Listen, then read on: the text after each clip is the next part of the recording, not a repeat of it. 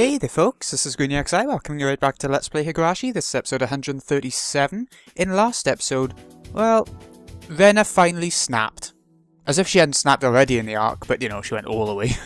And she's taken hostages from the entirety of the school, except for the teacher who she dragged away, called away. So, now that everyone's all tied up, let's see what's going on in this car. Akaname SP to all vehicles. Akaname SP to all vehicles.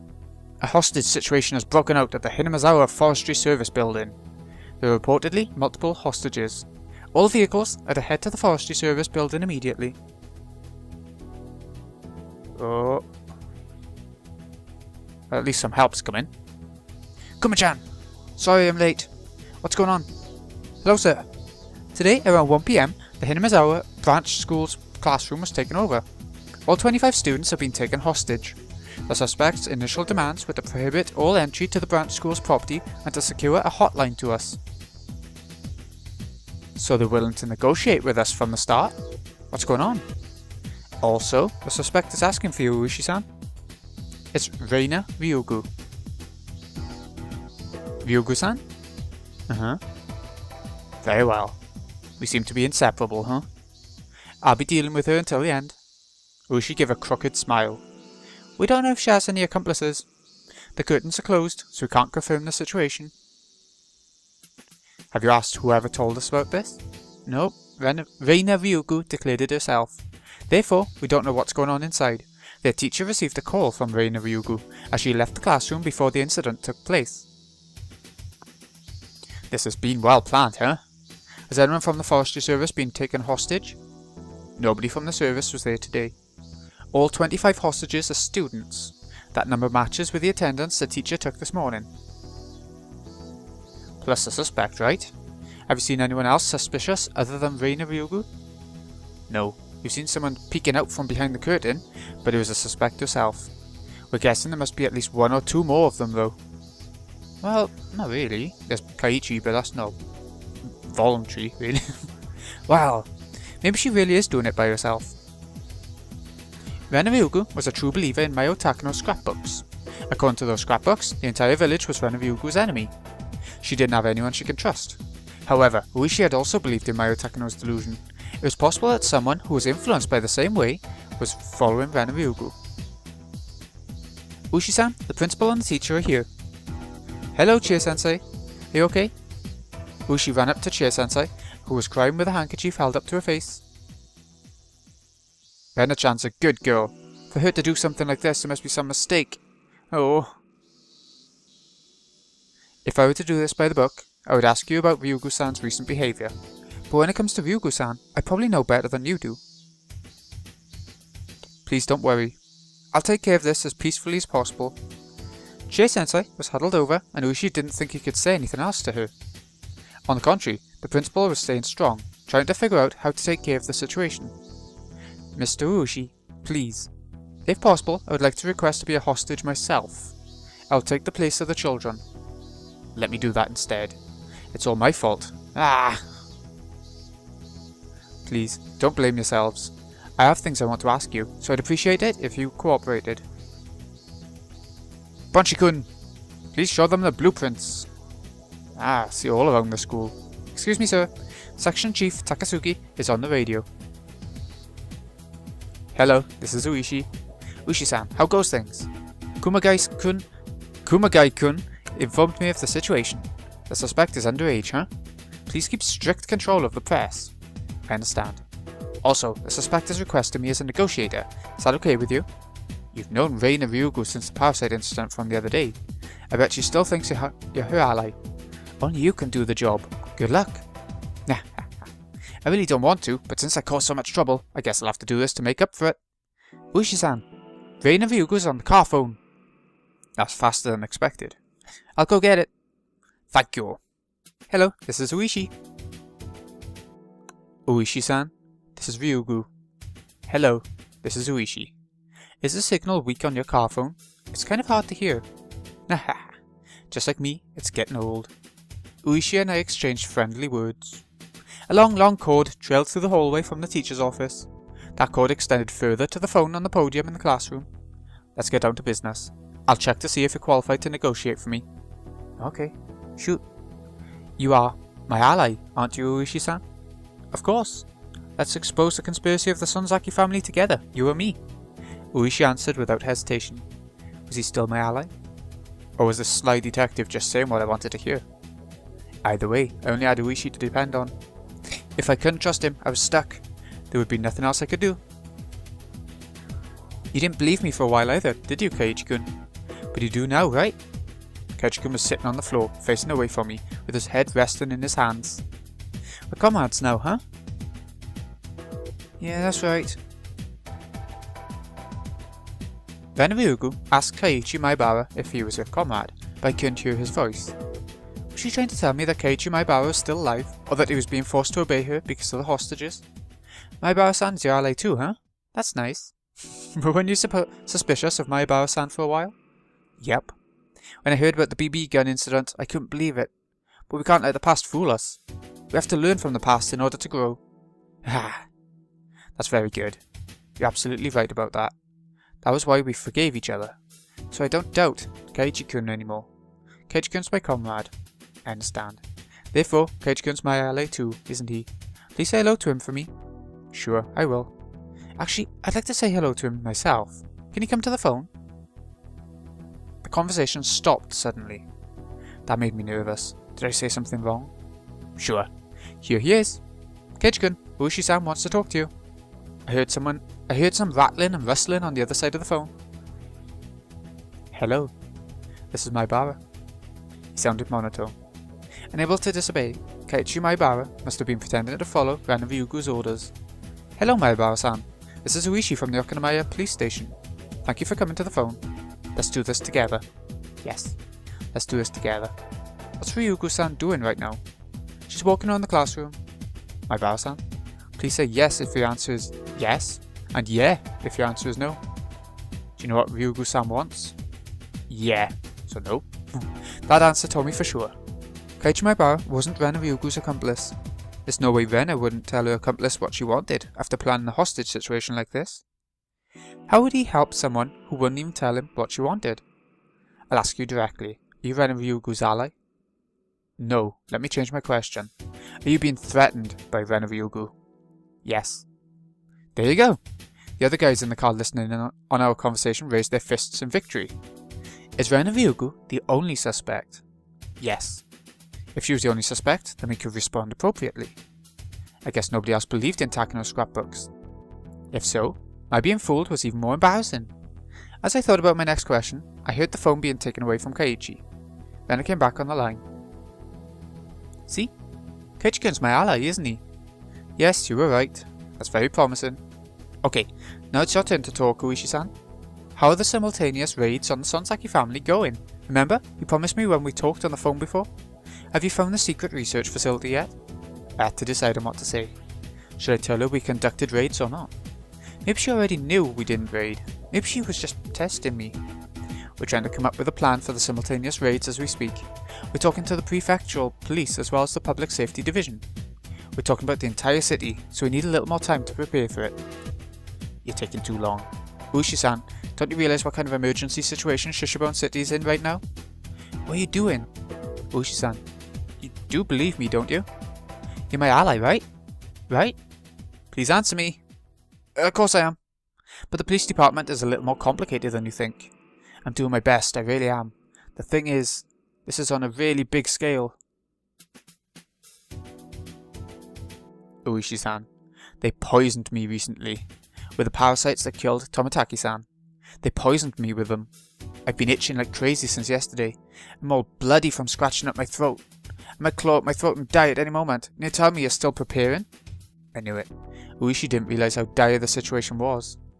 He understood there was some kind of conspiracy in Hinamizawa, but he didn't realize how soon their plan was going to be executed. Besides, I was already feeling itchy all over my body and was bound to soon die the same way as Tomitaki-san. I'm sorry, I really am doing my best, but everybody asks me if I have proof. Proof? Do you need proof? Mayo-san's scrapbooks. Maybe that was what I need to convince the police. I was afraid someone would destroy the evidence if I handed them over to Uishi-san, so I kept them with me. But I didn't have much longer to live. I might not even make it until tomorrow morning. That's right, I might be dead before tomorrow. I'll die tonight. Okay, I'll give you my son scrapbooks. Please use them to convince the other policemen. Ah, that should help. Please do give me the scrapbooks. I looked through my backpack, which was lying by my feet.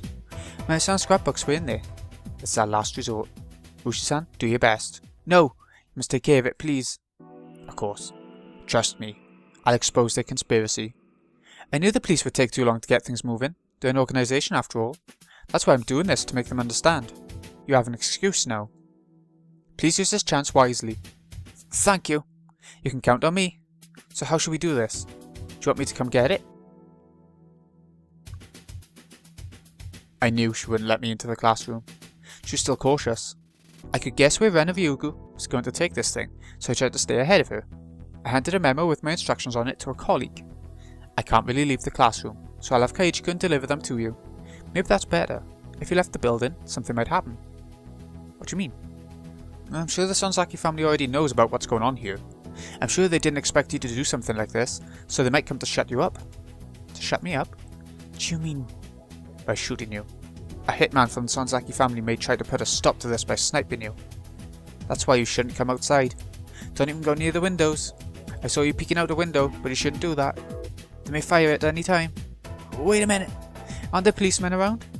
Can't you stop that from happening? We would if we could. But it's so open around here. A well-trained sniper can easily shoot as far as 400 meters. As you know, attack units from the Sonzaki family have gone through military training and they specialize in assassination techniques.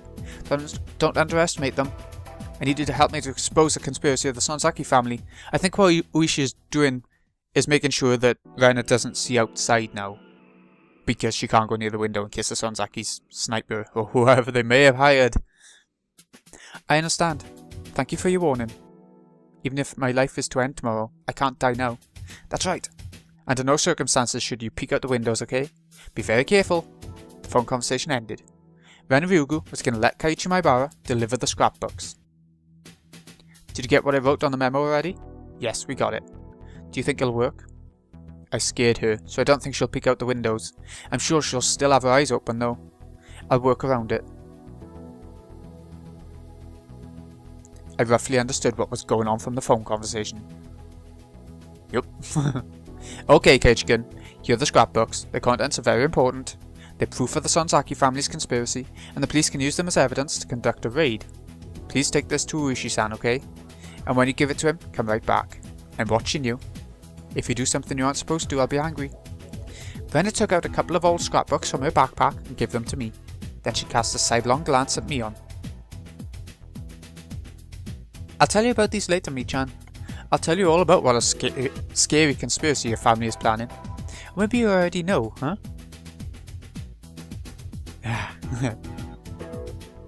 Anyway, go on, Kaiichi-kun.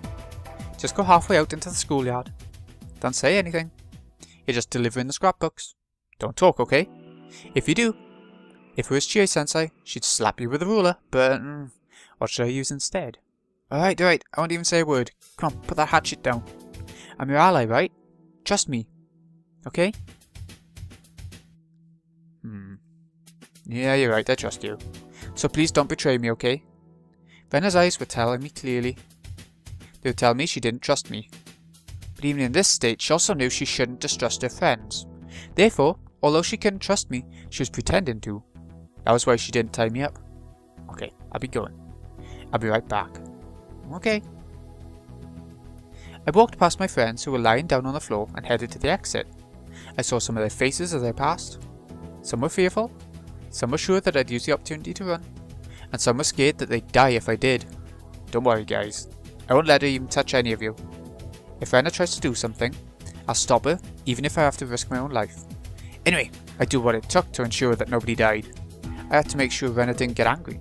I'd just wait for the right moment. I went down to the school entrance and changed my shoes, then unlocked the door and stepped outside. Well, you've got to change your shoes in this sort of situation. I felt the fresh air on my skin. I saw the lights from the police cars. I could feel all the policemen looking at me. As soon as I was in the schoolyard, a little voice tried to tempt me. I was free from Rena now. If I ran off the school grounds, I'd be free. What was I thinking? If I did something like that, Rena would go crazy and who knows what else she'd do. The important thing here wasn't my safety. It was to make sure that Rena didn't kill anyone. I saw a big man coming towards me from the school gate. That was probably Uishi-san. Yeah. Are you okay, Chimaibara-san? Hello, I'm Uishi from Okinamaya Station. You can call me Kuro-chan. Sorry, Rena told me not to talk and to just give these to you.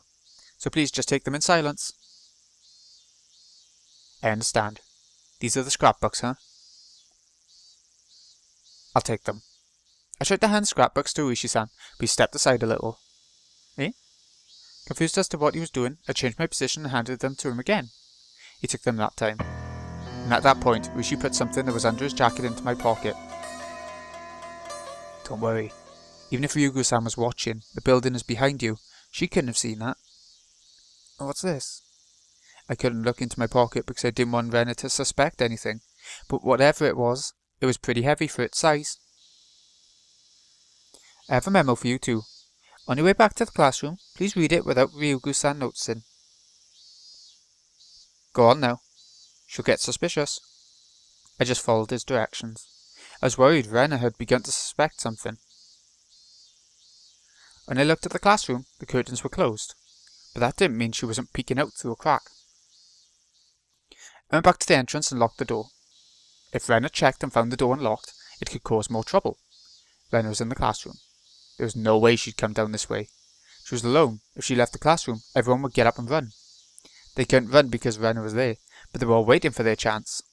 The entrance, then, was Rena's blind spot. As I changed my shoes, I quickly removed what Uishi-san had put into my pocket. There was a radio with an earpiece, and something else that looked like a short police baton. There was also a folded piece of paper. I opened the piece of paper and saw a note written in small print. Dear Mayabara-kun, please hide the bug in your pocket. It picks up even a low voice, so you can use it to get in touch with me.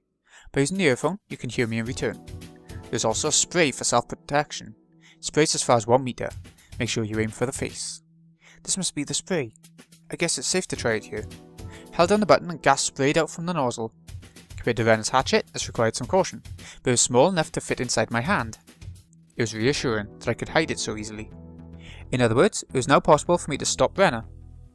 As I realised all my classmates' fates rested on my shoulders, I felt sweat form on my face. The memo continued.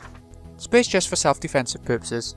Pepper spray only impairs eyesight, and while it makes your enemy powerless due to extreme pain and coughing for at least 30 minutes, it's not powerful enough to render them unconscious. Therefore, please don't forget there is a possibility that your enemy may fight back desperately in panic. This spray is your last resort. Please don't depend on it, but if you need to, make sure to use it. Uishi. Was he telling me to use it or not? It was probably one of those grown-up issues. If the cops entrusted me solely with the fate of the hostages and I failed, they'd be held liable. So while he gave me a weapon, it made me consider its use. I hid the bug and the spray in my pockets and went back to the classroom. I felt a little dizzy, maybe because I was nervous. I was simply following Rena's orders because I had no other choice. That was why I wasn't scared. But things were different from before. I had a weapon. I was in a far better position, but my heart was pounding. Humans are so strange. Shit. What am I gonna do? What should I do, Keiichi Maibara? Did I want to fight with Rena? The memo said the spray only reaches as far as 1 meter. 1 meter? That was basically a hand-to-hand battle. That meant I only had one opportunity. I didn't have a second chance. The memo also said I'd need to aim for her face. That wasn't gonna be easy. Shit! Besides, Rena was cautious. How could I stand directly in front of her within 1 meter? That's what I'd have to do if I was to have any chance of winning. Rena would do anything to reach her goal. She wouldn't even hesitate to kill me. Just like how I didn't. Of course, things were already extremely serious. An apology definitely wouldn't be enough. But at least there hadn't been any casualties. The more time passed, the more irritated Rena would get. She might demand something again. She might kill someone that time to show how serious she was. Bad things had already taken place, but a tragedy hadn't occurred yet. But it was almost here. It wasn't very far at all. When I closed my eyes, I could easily picture Rena killing one classmate after another. After I killed Rena and Mion, my room was covered in blood. If she killed 20 people, the classroom would be a pool of it. If that happened, Rena she still wouldn't realise she was being delusional. she would rip out her own throat and die. That would be too big a cross for her to carry. And one day she would remember and be saddened. She didn't need to go through that. I didn't want Rena to go through what I had to go through. Shit, I felt dizzy. This was a very long hallway. I didn't know the classroom was so far. With each step I took, my determination to fight Rena became stronger. Rena would be shocked to realize I betrayed her. But if she couldn't wake up from her nightmare on her own, someone else would have to wake her up. Your friends needed to be the ones to do that. Welcome back, Kaichi-kun. Did Uishi-san say anything? What's that smell? As soon as I stepped into the classroom, I smelled something. Everyone had moved to one corner of the classroom. The smell reminded me of a gas station. Was it gasoline? I saw a red gasoline container by Rena's feet. The cap was open. It was seemingly sturdy, made of metal. It said gasoline on the side, written in felt marker. She must have spread it across the entire classroom. The smell was almost giving me a headache. No, it wasn't just in the classroom. Classmates were soaked in gasoline too. How could she? I see. It's just like a hijacker holding a bomb. If the police were to rush in, she would burn the hostages. I didn't know where she got it, but she had a lighter in her left hand. Rena, what do you think you're doing? Of course I won't actually do it. This is just insurance. I don't want to barbecue everyone either, so I hope this will all just end as a joke. A joke? Rena showed off the lighter. Obviously she was trying to threaten me. I've heard about people committing suicide by setting themselves on fire. They pour gasoline on themselves and light it ablaze. That's the worst possible way to commit suicide, come on now. What if you lived and then you have to live with like severe burns all through? Oh god, no. You might think that if it was extinguished right away, it wouldn't be that bad. But human skin is supposedly very delicate. They say that even if 30% of a person's skin gets burned, it's enough to be fatal. If it was your entire body, it would result in death for sure. I'd been put in a disadvantageous position. My weapon might take Rena's sight, but I couldn't stop her from using the lighter. She'd probably use it the moment she attacked. She's been attacked. I didn't know if she realised it, but the kind of lighter she would keep burning until the lid was closed. Therefore, all she'd have to do was to light it and drop it onto the floor. In other words, my spray can wouldn't make Rena powerless at all. The last resort Uishi-san gave me had already lost all its power. What do you mean insurance? With those scrapbooks, Uishi-san will convince the rest of the police. After that, the investigation will expose the conspiracy. Right? Do you really think those scrapbooks are enough? I know government people don't move nearly quickly enough. Rena was thinking that if she didn't see any progress with the scrapbooks, she'd pressure the police by letting them know about the gasoline. Let's just trust Uishi-san for now. We should just wait to hear from him, okay? Yeah, that's right. Okay then, let me pick up where I left off. Anyway, those parasites became harmless with the passage of time. But some people didn't like that. Those people are the three families of Hinamizawa. Therefore, they are... Rena was simply telling everyone what she heard from Takano-san. I started mumbling so I could let Uishi-san know what was going on. What a smell. Scattering a whole portable tank of gasoline. I was pretending to mumble to myself, so I could only say it very quietly. I wished I could say it louder, but that was probably impossible. I wasn't sure if Uishi-san could hear me. I thought of an idea to find out whether or not they could hear me. It'd be nice if I heard a car honk. Yeah, that ain't suspicious at all. Kuma-chan honked the horn. Kumagai honked once quickly. Gasoline, huh? Shit. That explains the smell. I'm sure she's intended to use it to get what she wants. Kuma-chan. People usually mean an 18-litre tank when they say portable tank of gasoline, right? Well, probably, but I'm not sure. Komiyama-kun. Is this still someone from the forestry service here? Could you get him? I see. Those cans have gasoline written on them.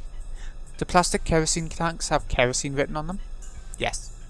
We don't want to mix them up. All the fuel containers have labels. Not too many people know this, but regular portable tanks can't hold gasoline. Gasoline, while common, is extremely flammable and it can be lit even with static electricity. Therefore, gasoline must be kept in special metal containers. Those are called carrying cans. So what my Bara-san called gasoline really is gasoline. Are there different sized carrying cans? 18 litre and 5 litre I think. 5 litre ones are rather flat in shape, aren't they? Yes. It's red and flat with a handle. Kaiju called it a portable tank. Do you think it's the 18 litre type? Maybe he called it portable tank because he wasn't familiar with the shape. But either way, if it's really gasoline, it's really dangerous. Gasoline burns when lit. But what's an even bigger threat than liquid gasoline are the fumes. When gasoline fumes are lit on fire, they explode. Also, gasoline evaporates easily. Even at freezing temperatures, it evaporates. And so, in other words, inside the closed classroom, the fumes would fill the entire space. The classroom would then become a bomb itself. Kuma-chan, do you know anything about Class 4 hazardous materials? No. I know gasoline fumes are dangerous, but I don't know any more than that. To prepare for the worst case scenario, I want to find out the difference in scale between the 18 litre and the 5 litre. I know, I'll ask the old guy. Excuse me, can you call the station and see if the old guy from the forensics department is still there? Oh, I've heard what's going on. The criminal requested you, huh? Kaboom! Richi Eputsu Ron. That's Mahjong, innit? Like, I think. Aha! Uradora on top of that too. This isn't a laughing matter anymore. Anyway, do you know about 4th class hazardous materials? 4th class, huh? If we add everyone here, we know everything about hazardous materials. Did the suspect spread gasoline or something? Yeah, that's exactly what's happening here. We bugged one of the hostages. Supposedly, the suspect spread gasoline throughout the classroom. But we don't know if it's from an 18 litre or a 5 litre can. Can you tell me the worst case scenarios for both of them? How big's the classroom? Let's see. Approximately 50 square meters. And the room's closed, huh? More than likely. I'm sure the smell must be horrible. That's not good, Oishi. I had a feeling. The classroom will blow up. Everyone in the classroom will be dead for sure. You mean in the case of the 18 litre? Fool, I'm talking about the 5 litre one. If I remember correctly, 4 litres is plenty enough to blow up an 8 by 8 metre room. The policeman listening to the conversation on the side went pale. 8 by 8 metres meant a room that was 64 square metres. Only 4 litres are needed to blow that up, and at least 5 litres were scattered in a 50 square metre room. In other words, the room has more than enough gasoline, huh? That's not good. I'd rather not hear this, but what would happen if it was an 18 litre can? Let's see. To put it in your words, Uishi, the dealer's hand is Richi, Apatsu, Pinfu, Tanyo, Aka, and Dora. Okay. What do you mean? Buy man from the dealer, 24,000 points. The base distribution is 25,000 points, so there'll be 1,000 points stick left. Hehehe. Something like that. There may be 1 pillar left if you're lucky. My gosh, I don't want that kind of Richi. I'm making jokes right now. You should call the fire department to get a chemical unit ready. You need to have them deal with it after the incident's taken care of. Shit, I heard this through the bug, so if a fire engine shows up, the suspect will find out. I guess I'll have them get ready where she can't see them. Yeah, that's a good idea. You mentioned a bug, didn't you? Yes. I had a chance to come into contact with one of the hostages. I gave him a bug. That's how I found out about the gasoline. That's not good. There have been incidents where the sparks from the electronic devices set gasoline on fire. You know, gasoline's flash point is about 300 degrees. Even static electricity can easily cause an explosion. You gotta be kidding me. Why is such a dangerous liquid available to just about anybody? How the heck should I know? Tell that to the fire laws and automobile companies. Since it's June, the air isn't that dry, but just to be on the safe side, tell them to turn the listening device off. Oh no. Uishi-san, according to what I can hear through the bug, the suspect has a lighter. That means even if Maibara-san used the pepper spray to stop her, you won't be able to prevent her from igniting the gasoline. And we can't even use the bug anymore? Damn it! Oishi, a lighter is really bad. Don't even let her play with it. The suspect may not know how dangerous gasoline is. From hearing how much she spread, I don't think she knows anything about it. Oishi's back was covered with a cold sweat. He never even thought this would turn into such a serious matter. He didn't know how dangerous gasoline was. He didn't know because he'd never heard of cars exploding in car accidents. He knew it was dangerous, but he didn't know what it was capable of. Gasoline's more dangerous once it evaporates. Therefore, a burning car in an accident and gasoline fumes being ignited are at completely different levels. It's quite simple to understand if you think about how car engines work. Cars vaporize gasoline in the carburetor. Oh god. And let it explode in the engine cylinders. In other words, that little explosion in the engine is what gives cars the power to move. Therefore, if you want more power, an engine needs to be bigger to create a bigger explosion. So if an engine cylinder was the size of a classroom, how much power would it create? Anyone with knowledge of engines would know, but a lot of people don't consider how dangerous evaporated gasoline is, because it's too familiar. 25 hostages and 1 hostage taker, all 26 people were basically stuck in a huge bomb. Furthermore, the suspect might accidentally set it off. If she were to pretend to light the lighter as a threat, that would be the end. All the people around Higurashi had gone pale. The classroom might explode at any moment. How could they save all the hostages? Especially when the criminal was living in her own delusion, and her request was something so unreal. Excuse me, I found a letter in the scrapbook. When the policeman brought over a folded piece of paper, Higurashi opened it while the others watched. Ooh, a note of her own. He saw girlish handwriting on the paper. He could tell this was written before she invaded the school. Dear Higurashi-sama, if you're reading this letter, that means I'm at the final stage. I must have seized the school and held the students as hostages. I'm planning to appoint you as a negotiator, so please pretend to be threatened by me and become my contact with the outside. First thing I want to tell you is that my enemy is the Sonzaki family, and also the aliens, who are pretending to be parasites that control the Sonzaki family. Aliens? I didn't think you'd believe me if I brought up the aliens, so I didn't tell you about them until now. But when you read these scrapbooks, you will understand. The aliens came to Earth in UFOs in ancient times. They landed in an Onagafuchi swamp. They used this village as their breeding grounds. And through that selective breeding, they widened their domain. They were successful, and now they're trying to invade the Earth. What the heck is this? All the other policemen frowned at the letter. No, it's not surprising. I read Takano's other scrapbooks, and they were full of even stranger stories. Personally, I like the one about Ozzy the best. The Sonzaki family, as well as all the village authorities, have been brainwashed by the aliens. The villagers' attempts to revive the cult of Oyashiro-sama are actually part of the aliens' strategy to invade the Earth. The aliens are very clever. They don't let people realise they're being controlled. The area clinic must be their secret research centre. Please conduct an investigation and expose their secret. Also, please check out the bottom of the swamp. The UFO must still be there. Also, capture all the relatives of the 3 families and take x-rays of their brains. You'll find hideous parasites inside of them. But please be careful. The aliens eliminate whoever finds out about them by replacing their host with a lookalike. That's how they have been controlling the village. Therefore, there may be already some aliens among the villagers. It's possible that they will try to interfere with your investigation.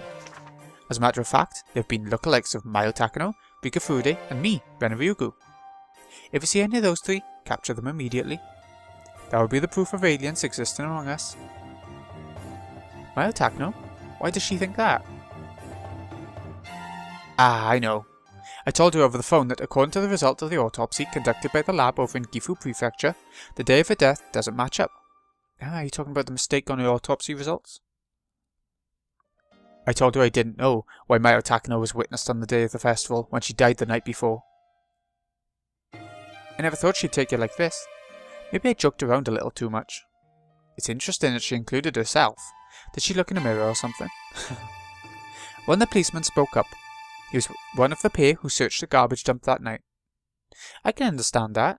Remember, the night we looked for Rena, somebody said she was seen in Kagura. That must be it. It was probably a bluff from the villagers, and she must have heard it somewhere and assumed there was another version of her walking around. Damn. Nostradamus, was it? This is just like that. No matter what happens to her, everything sounds like it was predetermined. Rena would blame aliens if she was to trip and fall down now. Maybe she's coming up with all this crazy stuff so that once she's caught, she can use the insanity defense in court. No, this isn't about that. She really does believe in this crazy stuff. She does from the bottom of her heart. I know that for sure. She truly believes in these stupid scrapbooks. Ah, there's another letter. Let's see. P.S. I was poisoned yesterday with the same stuff that killed Tomitaki-san. I've been scratching my throat since then. I'll probably have clawed my throat open by tomorrow. If you can find the antidote when you investigate the area clinic, please bring it to me. There sure is something. Yeah. If she believes in alien stories, maybe we can trick her with an antidote. But you may not find the antidote, or maybe it'll be too late by the time you do. Therefore, considering the time I have left, I will set 7 PM tonight as the deadline. If an investigation doesn't take place, and the antidote doesn't arrive by 7 PM, I will choose to die with all the hostages by lighting the gasoline instead. 7 PM? What time is it now? It's a little before 6. Days are long nowadays. It doesn't get dark even in the evenings. It'll probably start to get dark around 7 PM. We only have an hour. Nope, might explode even before that. Shit! What can we do? What the heck's she talking about? An alien invasion? And she's trying to take the hostages with her? That's crazy. Yeah, that's absolutely crazy. We can't negotiate with her normally, no. Especially when she thinks she's absolutely sane. Ushi-san, look what comes next. What? I plan to spread gasoline throughout the classroom. I'm sure you realise how dangerous that is. If anyone suggests storming into the room, please tell them exactly how bad an idea that would be. Also, the hostages are anchored down with U-shaped bike locks. Even if those alien policemen rushed in and killed me, they'd have to cut each lock. But if you tried cutting them, you might create sparks. Therefore, you'd need to completely ventilate the room first.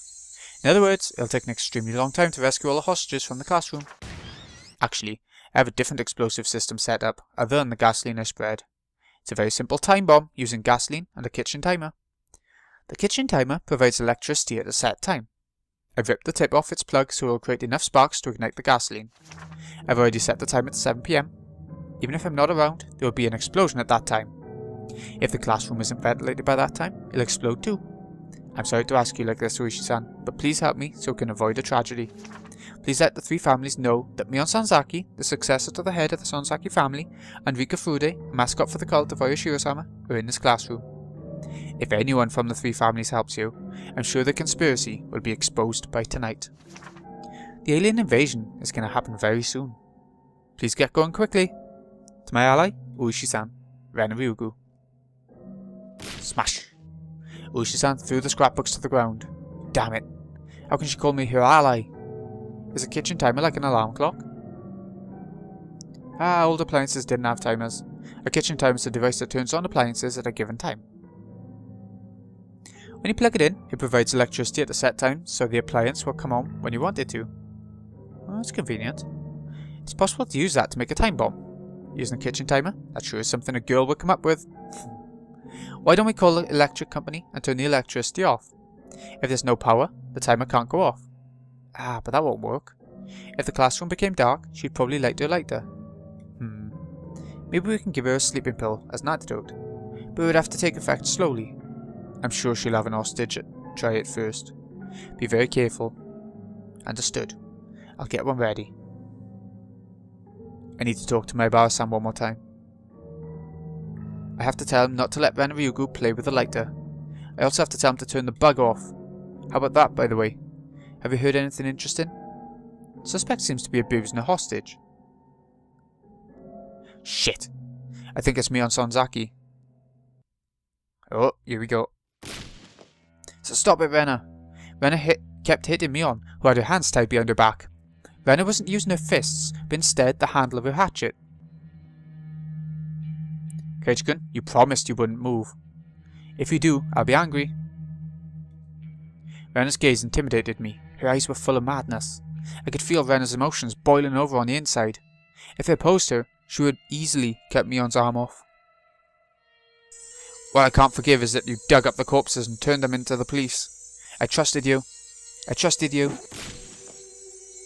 Rena hit Mion's face over and over. It wasn't just Mion's hands that were tied behind her. Her neck was also tied to a window frame with a bike clock. So there was no way that Mion could protect her face. I didn't know if her forehead was cut or if her nose was bleeding, but her face was covered in blood. Her blood got on the handle of the hatchet, and every time she got hit with it, more blood was smeared on her face. The handle of the hatchet could easily smash her forehead. Because of her position in the Sanzaki family, Mion couldn't say that she hid the bodies, so all she could do was endure. However, Rena continued to attack her. Rena no longer had any restraint.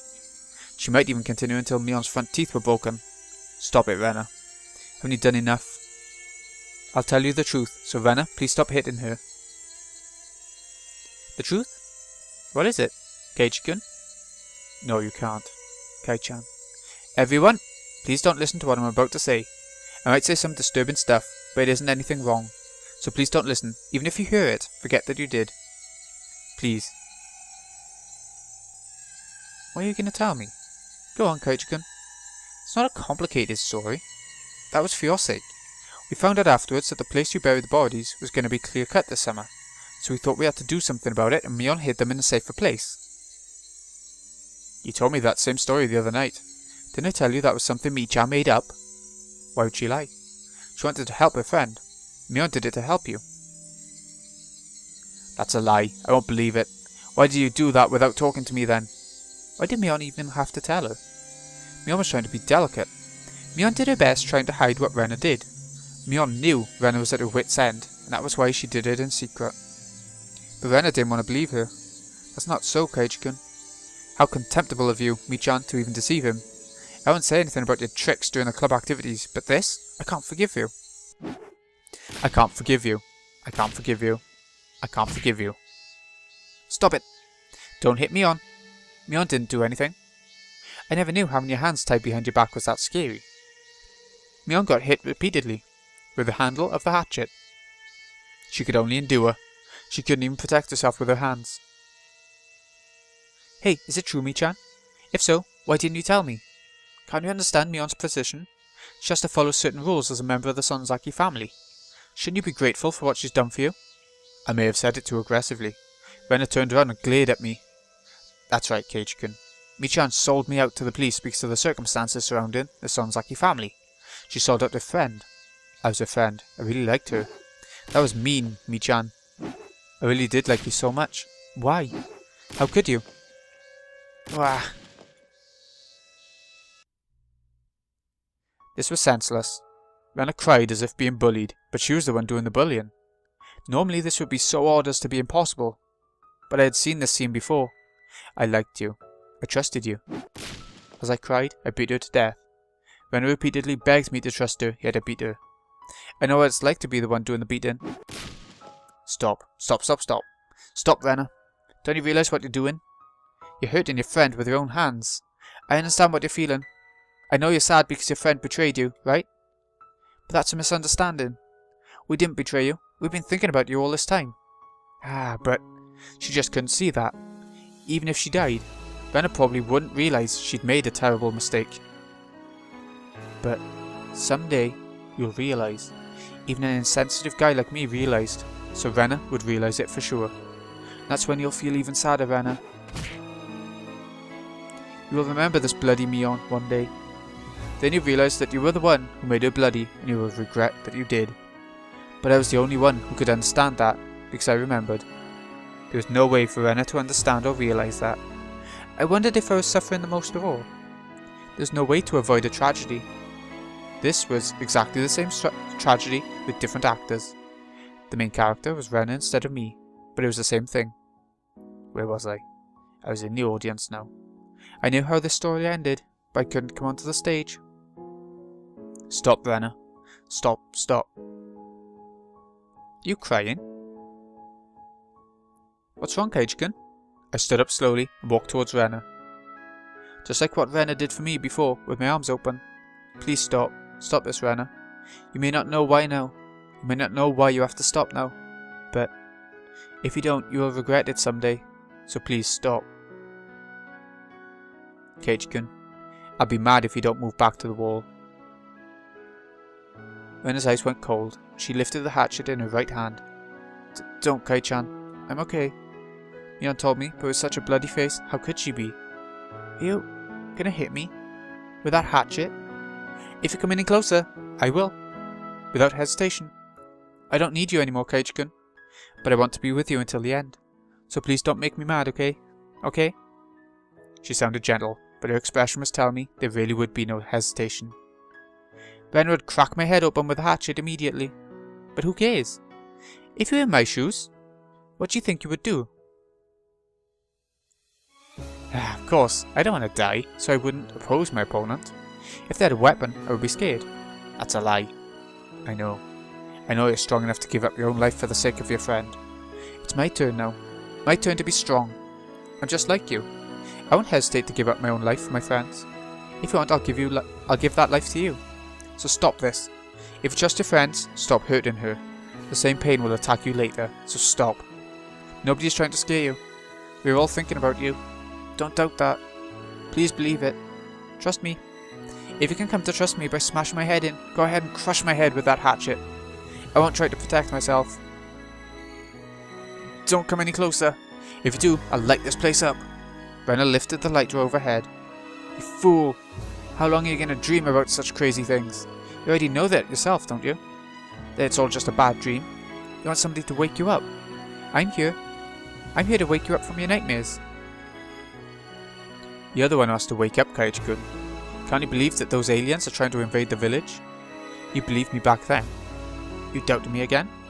Can't you trust me? Rena opened the lid of the lighter. I could tell her thumb was about to light it. Rena was prepared to die along with everyone else. Rena would die without knowing the truth.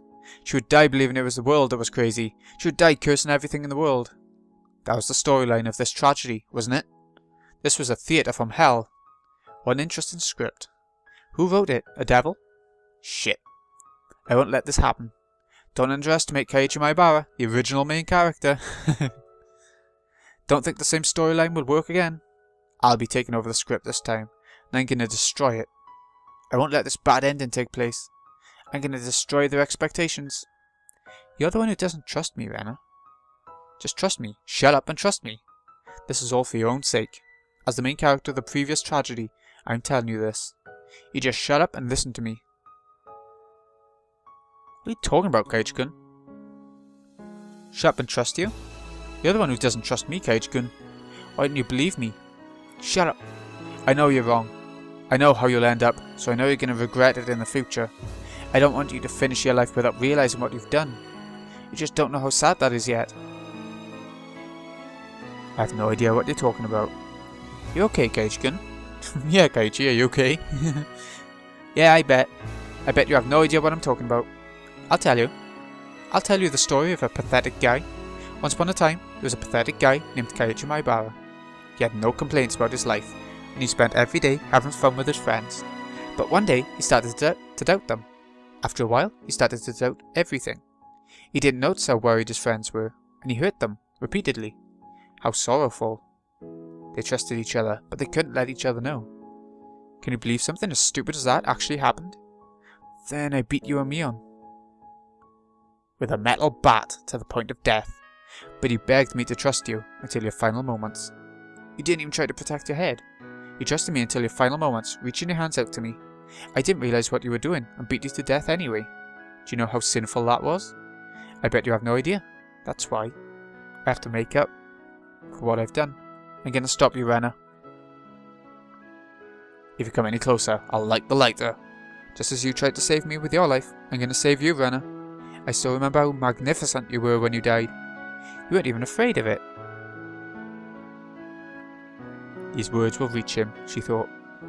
These next words will make Kaiji-kun realize. Trust me, Rena. That was when Rena hit my head with a hatchet. I crumbled down to the floor. She hit me with a handle, but my head was probably cut open.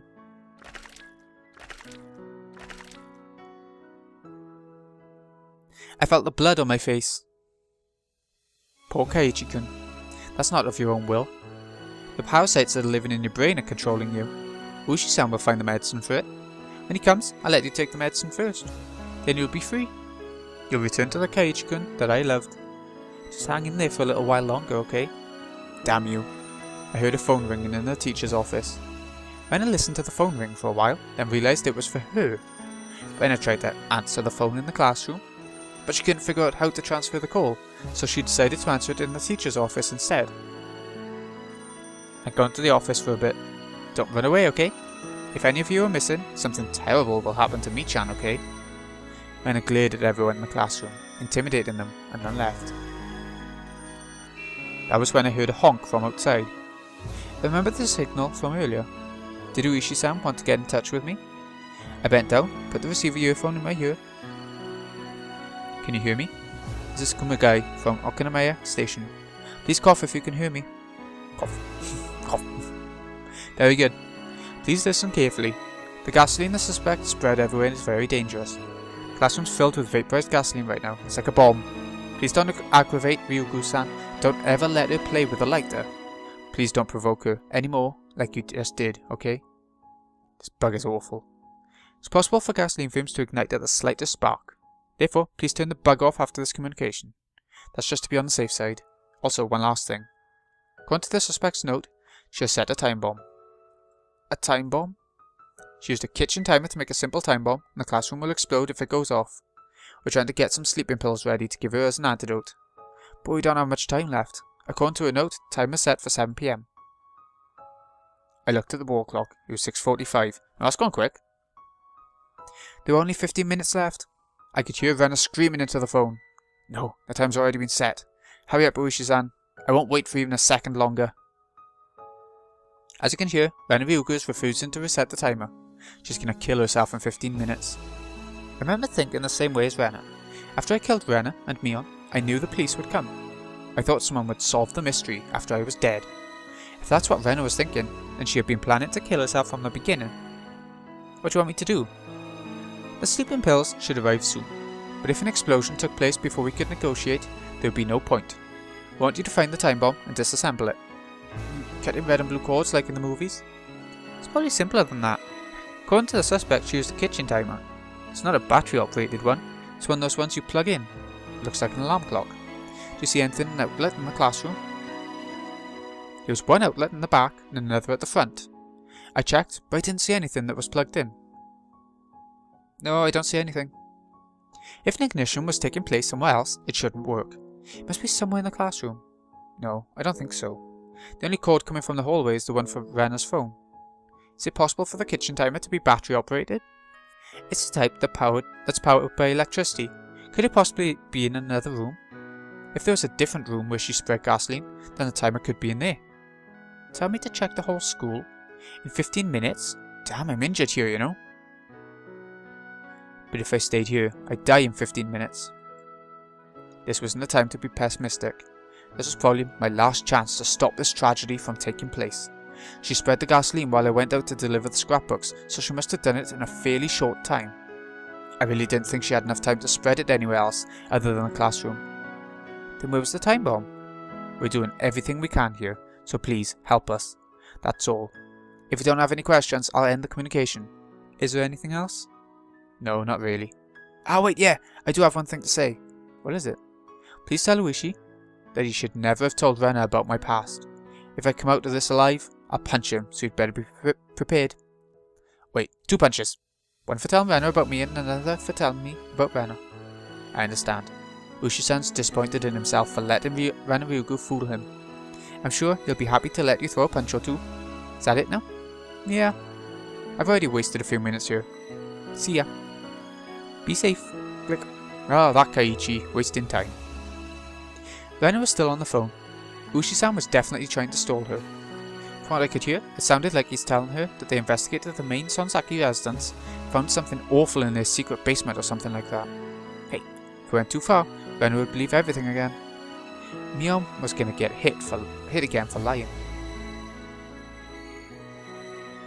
Keiichi, Rika-chan and Sadako crawled up to me. Did you hear? Traps are my specialty. I can't let Rena-san do this to me. Sadako realized how serious the situation was as well. The lives of the hostages, including her own, were about to be taken. Yet she tried to remain strong. Sadako, even if you die, please don't hate Rena. Rena's sick. She was just unfortunate enough to get this tragic disease. Remember? We had so much fun together. Sadako, I still believe both you and Rena are my wonderful friends. How can you still say that she is your friend, after what she has done to Mion-san? But can't you understand, Sadako? Once a demon starts to act up inside, no matter how tragic the outcome, you just can't stop it. Sadako quietly hung her head. I didn't understand what Rika-chan was trying to say to Sadako, but maybe... I believe in Rena-san. There you go, Sadako. I hugged Sadako's head. Rika-chan's arms were tied, so she couldn't embrace Sadako, but she put her forehead closer to her in praise. Okay then, I'm asking the world's best trap expert. If we were to blow up this room, where would you set a time bomb? Count on me. The device has to be connected to an outlet, huh? Yeah, that's right. But it could be somewhere else other than this room. It's possible that she spread gasoline all over a different room, set the device there. No, I don't think she had enough time to do that. She had gasoline hidden close by and only spread it here. That was about all the time she had. I remember now. Rena told me last night that she had to prepare something for today. That means she had things ready since then, at least. Those are all the hints I get, eh? What a cruel minesweeping game. You can find it, Satko. If you can't, there's no way I can. I'm wagering all my trust in you. You can do it, Satko. In order to save Rena, please find it. In that case, very well. I shall prove that Rena-san's trap is child's play compared to one of my own. I'm going to ask you one more time. If we were to blow up the room, where would you set a time bomb? Sadko grinned and then closed her eyes to concentrate. Who are you people? Move over. Who's in charge here? Several cars had arrived, producing several men. They weren't from the Okanamaya station. One of the men was wearing a suit. Despite the hot weather, he approached me, pushing Kumagai aside. Who are these? Hey, look who's here. Good to see you again. Otaka-kun from the prefectural headquarters. Watch your mouth. I'm ranked much higher than you now, so don't address me so casually. Can I help you with something, Otaka-kun? I'm rather busy at the moment. You can't possibly be thinking about taking over this case. Who approved that exactly? I did, Uishi-kun. Chief? Takasugi-kun has informed me of the situation. He also told me that you started all this. You can go now. The troops will take over. The troops? Otaka-kun, you aren't going to storm the building, are you? I understand the risk, but we don't have any time left before the bomb goes off. You've taken too long. We're here to take care of the mess you left behind. Just step back for a minute. I couldn't talk back if both the chief and the guy from the prefectural headquarters gave me an order. Uishi-san, who the heck is he? That's Otaka-kun. A long time ago, he was showing off even though he was bad at mahjong, so I taught him a lesson. Or maybe he's still holding a grudge from when I knocked him unconscious in that kendo tournament. Obviously, we didn't get along. Give me the latest update, Uishi-kun. You serious about storming the school? We were about to settle this thing peacefully with some sleeping pills. What are you trying to accomplish here? It's too late for that. If we had another hour, that would be possible. Instead, a special unit from the prefectural police department will move in. Your unit will be their backup. Chief, you know what's going on, don't you? The classroom itself has turned into a huge bomb. But even the classroom isn't the bomb we're scared of. There's a suspect, Rena Ryugu. We finally calmed her down and found a way to settle this peacefully, and we were about to start that operation. I know we only have about 10 minutes, but I'll make sure this works. I'll continue negotiating. If it doesn't work, I'll be blown up. Then you can sit back and say I told you so, okay? Ushkin. The special unit from the prefectural police department isn't just any old unit. You've heard about the second company, haven't you? What's that, Uishi-san? Is this second company that well known? Do you remember about 5 years ago when the JRA hijacked that airplane, Flight 472? I've heard that special counter-terrorist units were put together in Tokyo and Osaka after that incident. So they really do exist. Why would a special unit from Osaka be here? Otaka smiled proudly. We just happened to be holding a training session with your prefectural police unit. We requested their help. Aha, you haven't changed, have you? You have a bad tendency to escalate matters quickly. The company members exited the vehicles one after another and took position. They didn't move like policemen. Otaka-kun, you really gonna have a gunfight here? One shot's all it'll take to trigger an explosion. Don't worry. They won't use firearms. They're using riot shields and riot guns. These guns send out tear gas at high pressures. There'll be no issue with explosions. Wow, never heard of such a convenient water gun. By the way, can that toy reach the classroom from across the schoolyard? You don't need to worry about that. You just move over and let us do our job. As I lifted my arms exaggeratedly, one elbow accidentally touched the car horn, which honked. Of course I did it on purpose. You trying to get Keiichi Maibara's attention? Of course. I just hope he heard it. What are you gonna tell him now? They're probably thinking about breaking one of the windows with a grenade and then shooting tear gas into the room. They have no idea how serious Rena Ryugu is. Deadly serious. Even the noise of a window breaking could drive her over the edge. You saying the special unit can't suppress her? Of course not. That's why we've been so careful. Rena Ryugu has been intended to kill herself this whole time. A raid doesn't work on people who don't care about dying. We only have Maibara-san now. Uishi-san, here he is. Hello, this is Uishi. If you can hear me, please cough. Cough, cough. This is an emergency. Please listen. I have a feeling it's not good news. Unfortunately, you're right. The prefectural police are getting involved. They're going to ruin everything we've worked for so far. There's a special unit about to break in. Hey, the only reason I haven't used my pepper spray is because that won't stop it from igniting the gas. A raid won't work. The prefectural police don't understand that Ryugu-san is prepared to die. They're assuming the lighter is just a threat, and that she isn't really going to ignite the gas. They'll break in within 5 minutes or so. Please take the lighter from Rena Ryugu before they move in. Is that in addition to your order to do something about the time bomb? Yes, that's right. You've got to be kidding me. You want me to take the lighter from Rena and do something about the time bomb too, all within 5 minutes? Come on.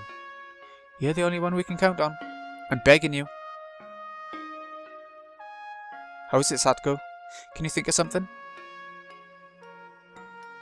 I just have to check the hallway on the first floor, to check whether it is there or not. Knowing Rena-san's patterns, if it was on the first floor, it would be there. If it was on the second floor, it would be there. I just have to check to see if there's a cord in the hallway on the first floor, right? It should be there. If Rena-san was in a normal state of mind, I would know for certain. But with her being like this, I really cannot figure out her thought pattern right now. Okay, I'll do something. We don't even have time to think about it. I'll look into those two options myself. I don't want another tragedy. You demons down in hell. I bet you're just waiting for an amusing ending to unfold while eating some popcorn. I won't let that happen. I'm going to change everything. And then I'm going to make you pick up your popcorn off the floor. I spoke to Rena as she continued on with her story about the aliens. Eh? What is it? What's the matter, Cage-kun? Hey, didn't you hear something just now? Rena went quiet and looked around. Rena had become totally paranoid about everything. Once she became worried, she couldn't ignore it. Really? You sure, Cage-kun? Yeah. I'm sure I heard something. I knew she'd want to check it herself. But she really couldn't leave the room for something like that. So in that case, she'd have to ask me to check for her. Rena must have been thinking the same thing. Cage-kun, can you go check? Rena gave me an order with a fake smile on her lips. Yeah, okay. Rena watched me go out into the hallway. As I did, she spoke to me. Don't make me angry, okay? Trust me. I'm your friend. Yeah, I trust you. I trust you, so don't betray me, okay? After being freed from Rena, I looked for a cord in a hurry. I didn't even have 5 minutes. The office probably had more outlets than anywhere else. I headed for the teacher's office. Shit, where were the outlets? Unlike light switches, outlets couldn't always be found near entrances. Damn it, why did the clock in the teacher's office have to make such a loud ticking noise? Don't worry, kid, she will find it. Rena-san would, if I were Rena-san. If Rena-san was even more mistrusting than usual, where would she set the trap? A trap expert like myself ought to be able to discern that. What's this? I saw a plug inserted into the unit under the principal's desk, and I also saw a cord extended under the door to the reception room. There shouldn't have been any reason why a cord had to be extended into that room. The reception room had an outlet of its own. I tiptoed over to the reception room and opened the door. Squeak. The door squeaked as I cracked it open a little. I poked my head inside the reception room. I saw the suspicious cord crossing the room and extended under the door to the hallway. I followed the cord to the reception room. I opened the door to the hallway, and the cord was extending into the storage closet. The storage closet was used to holding cleaning chemicals. I could smell them from here. The cord was extending into there. I carefully opened the door and turned the light on. The cord was attached to another extension cord, and there was an alarm clock that didn't belong in there. I found it. The time bomb. So all I'd have to do was to unplug the cord. I picked up the alarm clock. It looked like a normal alarm clock. Actually, it was a normal alarm clock. I remember Kumagai-san calling it a kitchen timer. He said it was a bit like an alarm clock. But this wasn't a bit like an alarm clock. It was an alarm clock. Oh my god, if I say that word again. Wait, didn't alarm clocks use batteries? This alarm clock was a battery operated one too. I looked at the extension cord. There was nothing plugged into it. Hey? What was this extension cord for? Why was this extending all the way from the teacher's office? No, Kaiichi-san. Run. Satoko? That's the wrong place. You've been tricked. A black shadow was covering me. I felt my body freeze. It was so frozen that I felt it was about to crack. I turned around slowly and saw someone holding a hatchet above their head. Ah! I dropped the alarm clock. It made a noise as it hit the ground. Why did you follow the extension cord? And why did you have the alarm clock in your hands? Why did you? All the cells in my body were frozen. This was Rena's trap. Rena was suspicious of everyone, including me. This whole time she thought there was someone connected to the people outside. This was a trap to lure that person out. Only the people outside knew about the time bomb. I was told about the whole thing, and so I followed the extension cord and picked up the alarm clock. How stupid of me. Wait, Rena. Ah, I trusted you, Keiji-gun. How could you? Rena hit me with the backside of the hatchet earlier. It was painful, but it didn't kill me. But this time she was holding the hatchet the right way. It wouldn't just crack my forehead, it would split my entire head open. Rena lifted the hatchet mercilessly. She moved slowly as if everything was in slow motion. She looked almost divine. Maybe it really was holy. I was praying after all. Praying? What was I praying for? I was praying for my life. Ah! Oh. It was so sudden, I couldn't tell what happened. Rika-chan had jumped out of Rena from behind. I didn't know what kind of weapon Rika-chan used, but Rena started moaning. It clearly hurt. That brought me back to reality. I couldn't just watch them. I had to get the lighter from Rena. Ah! Don't think you can win with mere force. Rena knew I was after the lighter. She closed her fingers around it tightly. Rika-chan was grabbing onto the arm Rena was holding the hatchet in. I wanted to tell her to run, but thanks to Rika-chan, I could use both of my hands to get at the lighter. Ah! The lighter flew out of Rena's hand. Oh! Hit the hallway wall and dropped down to the floor. I picked it up. At the same moment I did, Rena managed to shake off Rika-chan. Keiichi-san. I know now, I figured it out. I heard Sadako screaming from the classroom. Sadako had figured out where Rena hid the time bomb. I wanted to catch Rena, but I didn't have time for that. I had to do something about the time bomb instead. Keiichi, hurry up and go back to Sadako.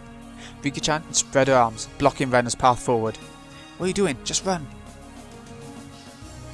Keiichi, this isn't the first time I've done this for you. Don't you remember? Eh?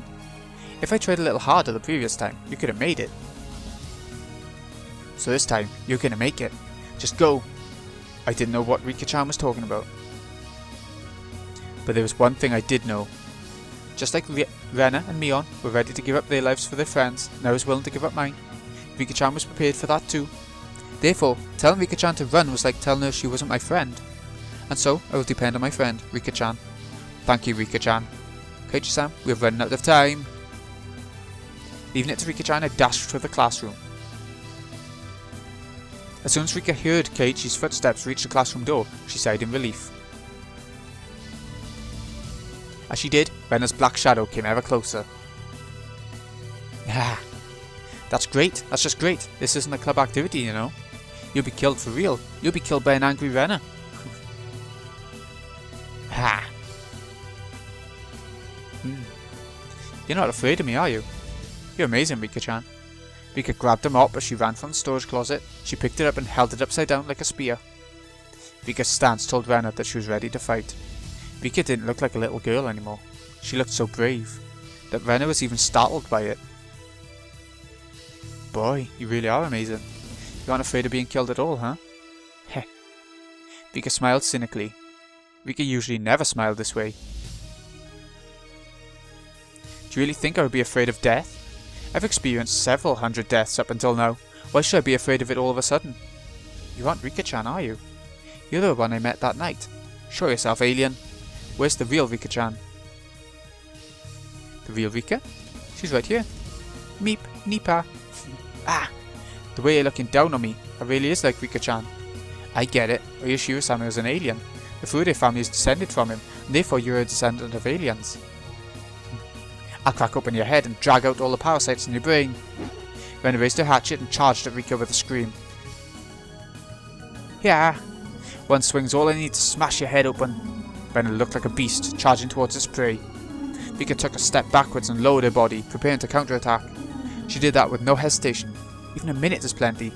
I'll play with you. Come on, hatchet girl. Do you not get it, Keiichi-san? All the hints were already in place this morning.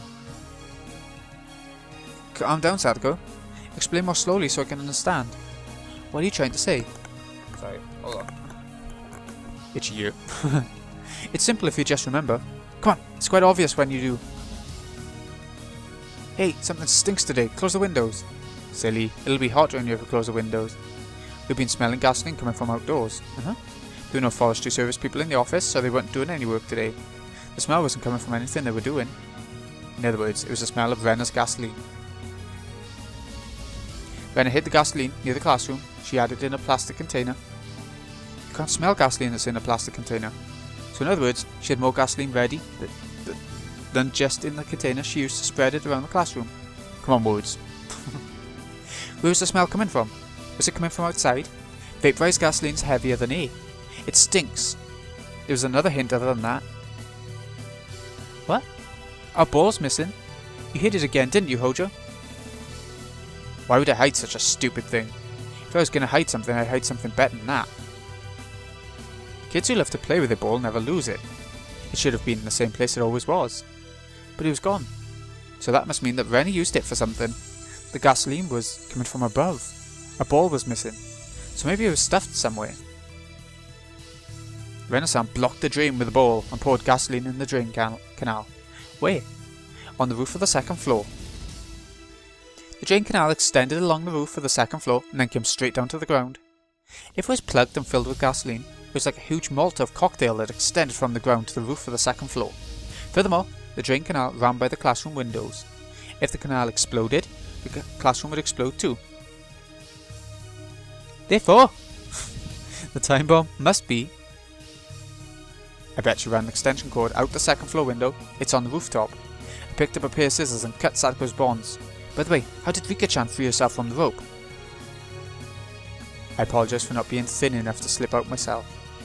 I rubbed Sadako's head. Take care of the rest here. I'm going up to the roof. As I jumped out the classroom, Sadako stopped me. Keiji-san, here. What is it? Something silver sailed through the air.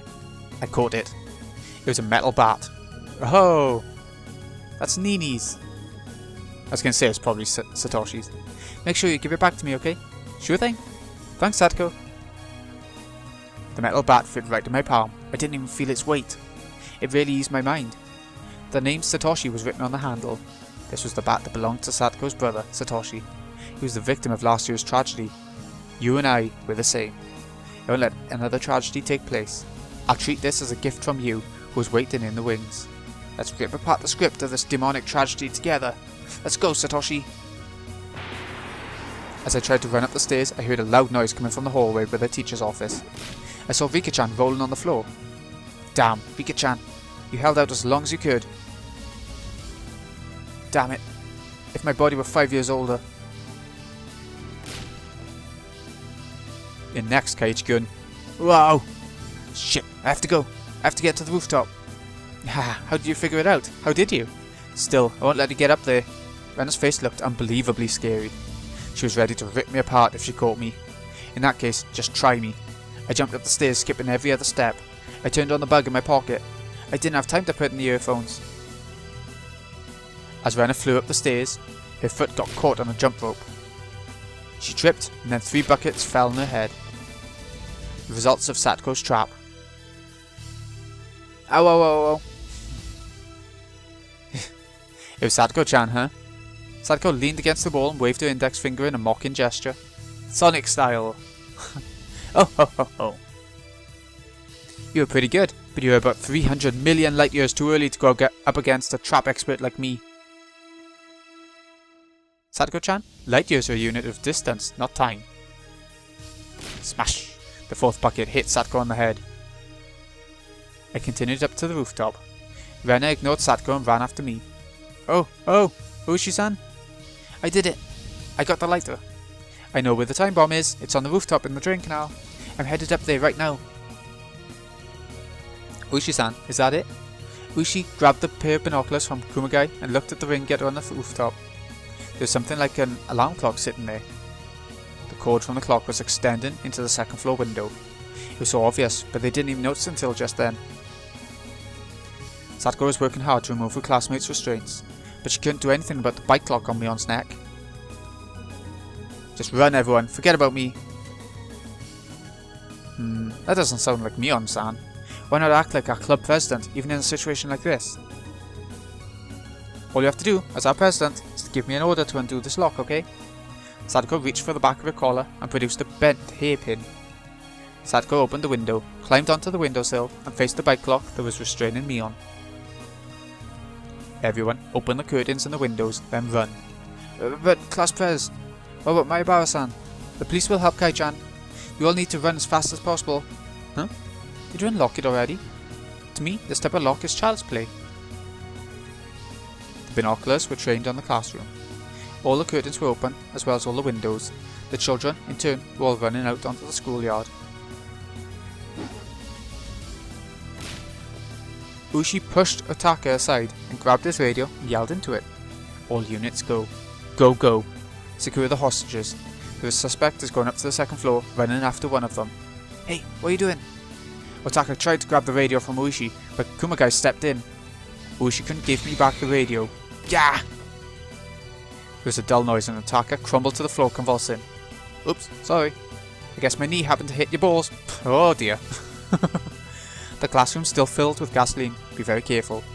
You're forbidden from using any gas bombs or flares. Again, do not use gas bombs or flares. The whole place will blow. Support unit to HQ. We secured 24 hostages. One is injured. This is the assault unit. We're trying to take control of the first floor. We got a problem. The electrical room is locked. We can't get in. You can't get in? Can't you break down the door? It's located directly opposite the classroom. The smell of gasoline is strong here. We might ignite the gas when breaking down the door. We'll await further orders. Shit. We could have just turned the power off. Forget the electrical room. Go secure the second floor. Assault unit, roger that. Alpha, go, go, go! Otaka-kun, what were you going to do if you failed to secure the electrical room? That's what the special unit was for. It's the problem with rich boys. We'll just have to secure the clock's outlet now. Sniper unit to HQ. I can see a male hostage on the rooftop of the first floor. Ushi-san, that's Maibara-kun. Give me the speaker. Maibara-san, the clock is plugged into the back room on the second floor. I shook my head repeatedly. I couldn't do that. Rena was coming after me, so I couldn't head that way. What else could I do? The only way was to go up to the roof of the second floor and get the clock from there. Maibara-san, continue up to the roof of the second floor. I'll direct you from there. Ushi-san was telling me to go further up. Satoko only told me that it was on the rooftop of the second floor. She didn't tell me where exactly. She only said it was in the drain canal. But maybe Ushi-san found it with his binoculars. I put my foot on the railing of the veranda and ran up to the rooftop. I had never felt so light. I felt like I could lift myself with just 2 or 3 fingers. That's it, keep going. It's at the furthest end of the drain pipe. You only have 30 seconds. 30 seconds will be plenty of time. I could get there in half that. Oh god, we're zooming. Over there, was that it? It was! Sniper unit to HQ. I can see the suspect on the rooftop of the first floor. I wish you could fire, but you're using live ammo, aren't you? It's not tear gas or anything, is it? No, it's live ammo. Use those in the military. Japanese police don't need anything like that. Maibara-san, she's after you. Hurry. She'll be there soon. How many more seconds did I have? Who cares? Whoa! I slid down the roof and grabbed the kitchen timer that was sitting on the drain pipe, which was filled with gasoline. There was a cord with a copper wire attached to it. This was supposed to create sparks and start an explosion. The hands on the clock kept moving, with the second hand trying to reach the minute hand. 7, 6, 5, 4, 3. Whoa! I threw it to the ground. A moment later, I heard the noise of something breaking. Ha! Did I do it? Assault unit to HQ, the time bomb has been stopped. Yes! She's done the lighter and the time bomb in those 5 minutes. Ushi-san, we did it! Yeah! Maibara-san, good job. Keiichi-san, certainly made me nervous. Getting it so close isn't elegant, you know. They were only policemen, but the children who were on their way to ambulances raised their voices in cheer. Ushi-san, there's a message from the fire department. The scene is still dangerous, so order all units to retreat immediately. Isn't the time bomb gone though? Although the ignition device is gone, it's still extremely dangerous. The lives of the assault unit might be at stake. Damn. What about my Barracone up there? Can he jump off? Ushi-san, according to the map, there's a flower bed by the school building. We'll tell him to jump there. Ushi to all units. Stop the operation. Fall back immediately. Fall back. Alpha here, roger that. Beta here, roger that. Fall back, fall back. Can you hear me, my Barracone-san? Ryugu-san too? It's too dangerous to stay there. It might explode at any minute. There's a flower bed by the school building. Jump down there. A flower bed? Damn it, I can't see it from here. But it didn't sound like I had enough time to be looking for it. I noticed a white hand at the edge of the roof, followed by Rena's head. Rena slowly crawled up to the rooftop. I waited for her there. I never thought you would find it. It was all for nothing. Rena scratched at her throat. The band-aids peeled off and her throat started to bleed. It's game over. Rena. We were confronting each other on the rooftop of the second floor. This wasn't a club activity, but a real battle. Rena was glaring at me with hatred at first. But maybe because she had already given up, she started smiling wickedly. I heard the chorus of the Higurashi in the background, as if to cool us down from the heat of battle. I didn't think we needed their service yet, though. Yeah, if it was a board game, we'd have reached the goal and won. But this isn't a game. So this isn't a goal, it's a dead end.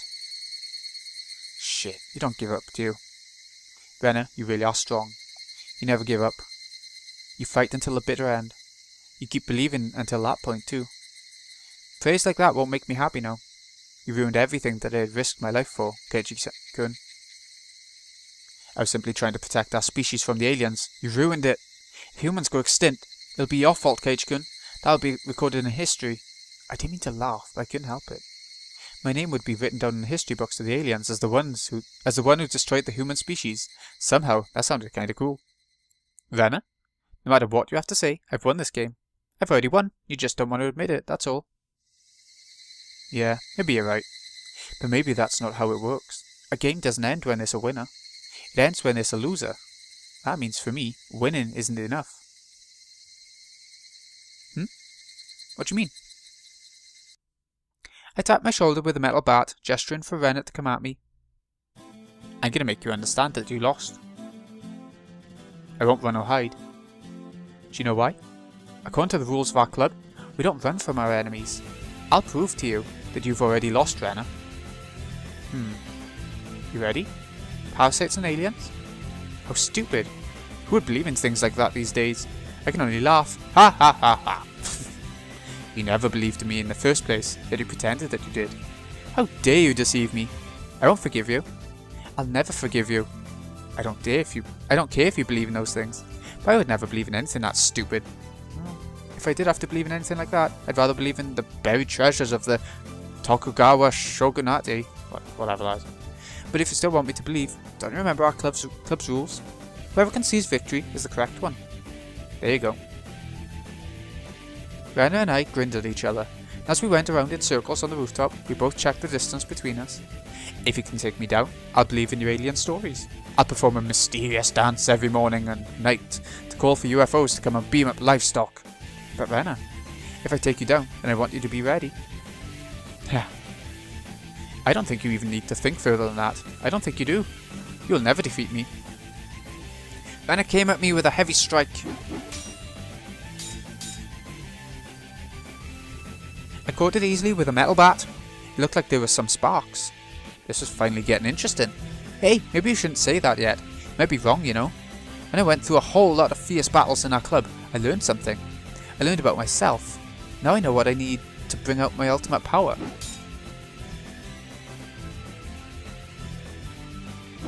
Really? I wonder what it is. I wonder.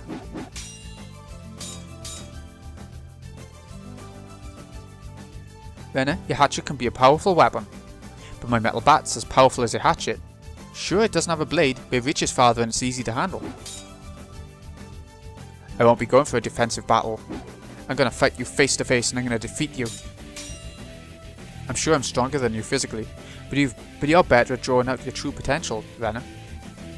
In other words, we're equally matched. This is great. I won't need to hold back at all. So what are you gonna do after you beat me? Take that, that, and that.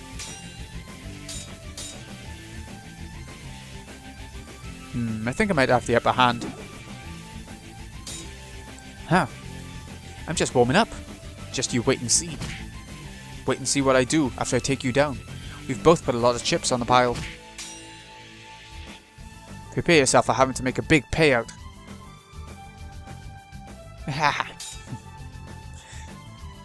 Aren't you counting your chickens before they've hatched? Your bluffing is just pathetic.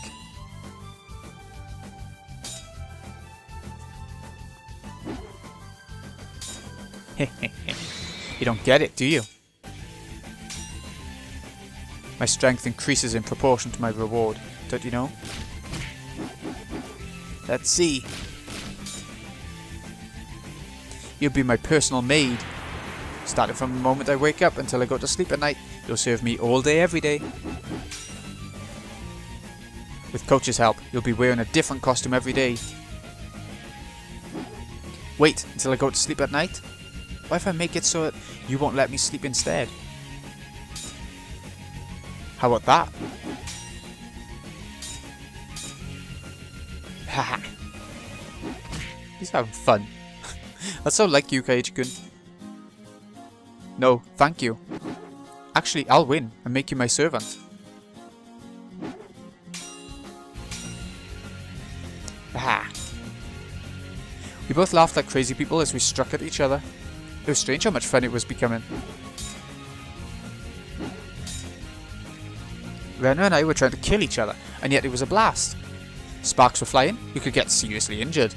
If we fell off of the rooftop, we'd break our bones, yet this was so much fun. I'd been mourning and crying all day today, while Rena terrified me. How did all that turn into this? The two of us can't be serious even if we try. Even with sparks flying, we can only goof around. Too bad. That's not me. I like being elegant and graceful. You can have fun goofing around by yourself, Kaiji-kun. Rena's next strike came at a strange angle, but I managed to deflect it. Whoa! Ta-ha! That's too weak. You're done. Haha. Finally, I'm all warmed up. This is just a warm-up, right? Huh? Stupid, this isn't even a warm-up. This is like taking a walk. Hey, you're sweaty.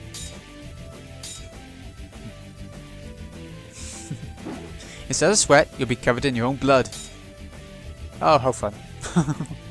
My Bao-san, jump off. Come on, jump. He isn't even listening to us. He's so into it that he can't even hear anything. Ushi-san? Sorry. What is it? What do you mean, what is it? We have to figure out a way to rescue him. Ushi couldn't figure out why he was distracted, considering the seriousness of the situation. He was engrossed in watching the two of them fight with the sunset behind them. But Ushi wasn't the only one. I'm sure in the anime it's not sunset, but it's nighttime in it, with the moon out, and they fight then. I think? No. Everyone watching was captivated by their battle on the rooftop. At that moment, a sudden loud voice broke the silence. My Bao-san, hang in there. Careful, don't fall. The students who were about to climb onto the ambulance were cheering him on. Mion was being loaded onto a stretcher with bandages around her head, but even she sat up, captivated as she was by Rena and Keiichi's duel. Our once happy days were supposed to have shattered due to a series of misunderstandings. They were supposed to be irretrievable. But, why? Why did I feel this way? This was such a close game, but it wouldn't be fun to stay in a stalemate forever. Rena and I kicked at each other with perfect timing and increased the distance between us. Hey! This is a blast! What do you think, Rena? Isn't this just the best? Ha! I've been having fun since the very beginning. But it'll be even more fun to split your head open, Kaiji-kun. Ah. Split it open! Wow, that's dangerous. Over here. Come back over here. Let's use more space. Something like this doesn't happen too often. Let's enjoy it as much as we can.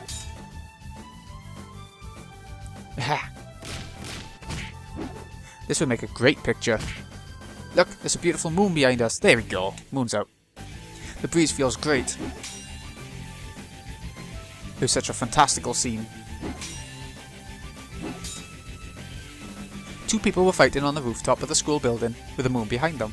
It was almost unbelievable. All the policemen and children looked at that mysterious and fantastical scene from a distance, completely entranced. Everyone was thinking the same thing, but nobody said anything. Why does it look like they're having fun? Getting all fired up in a breeze this cool? It reminds me of the Higurashi festival. I don't really like to just sit back and enjoy the cool of the evening in silence. When the moon comes up, I turn into an animal. All us club members went crazy on the night of Higurashi. The mayor scolded us by the end of it, but we laughed at each other and promised to do the same thing again next year. Going crazy under the moon, huh? That sounds cool, doesn't it? Maybe we're already crazy. You never know.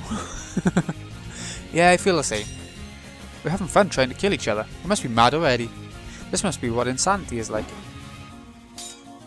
Some people say the moon has the power to arouse passions in people. Maybe that's true, maybe it's not. One thing that's for sure is that even if it were a new moon tonight, we would still feel the same way. As our surroundings got darker, the sparks we'd create with each hit started to look like fireflies. Hey now, isn't there gasoline in the drain pipe right nearby? Who cares? If an explosion happens, it happens. Hey, what are you doing? You getting too sweaty to hold the bat? Why don't you take a break and dry your hands off? I'll split your head open while you do that though. That's a good one. Isn't your skirt clinging to your legs? You can't take it off if you want. You can't take it off. I'll just watch you instead of attacking. Really? Then I'll give you a good blow to the head while you're charmed by my legs. This really is so much fun, isn't it, Rena? Yep, it sure is. We flew. We danced. We struck. We laughed. We stepped back once in a while to catch a breath, and then charged at each other and let the sparks fly. We aimed at each other as we went around in circles on the rooftop of the school, our special stage. Rena and I were all sweaty, but we weren't exhausted yet. The beads of sweat rolling down my body just tickled me. We exchanged furious blows one after the other. Neither of us was at an advantage or disadvantage. Neither of us exulted in victory or raged in defeat. The battle with Rena in itself was fun. It was like a dance. A dance I couldn't dance by myself. It was a dance I could only dance with someone with whom I was equally matched. Didn't you think the same thing I did when we did that club activity with the whole class? The day we duelled with water guns? Yeah, I did. I wanted to fight like this again. As we thought that way on the rooftop, our classmates down below must have thought the same. Our fight was so pure and passionate that everyone thought the same thing. Want to join them. It was the same back then. We were using water guns, but we did the same thing. But this is far more fun. I don't have to worry about how much water I have left in my gun. Yeah, we can't create sparks with water guns. We couldn't strike at each other like this either. We both were breathing hard, waiting for the right timing to take a step forward. In the midst of that, we grinned at each other. Huff, huff. It's exactly what I said then, but I'm going to say it again. Okay then, I'll respond just the same. We both smiled wickedly in the same moment. This is so much fun. I don't even want to end this. Ha! Don't hate me if you lose. No, I won't. I'd hate myself for ending this game. But I know I wouldn't be the one to cry in the end. I don't know about that. Your feet are getting weak, as if they're made out of straw. Shut up. Whoa!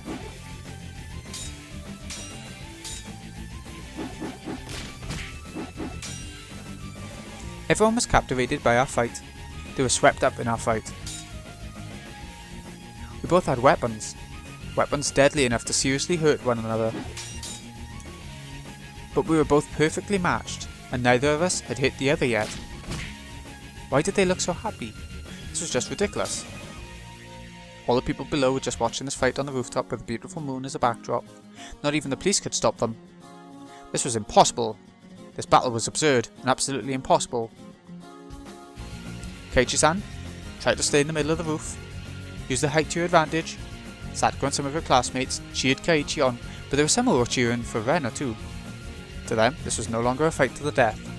It was just the second round of their water gun battle.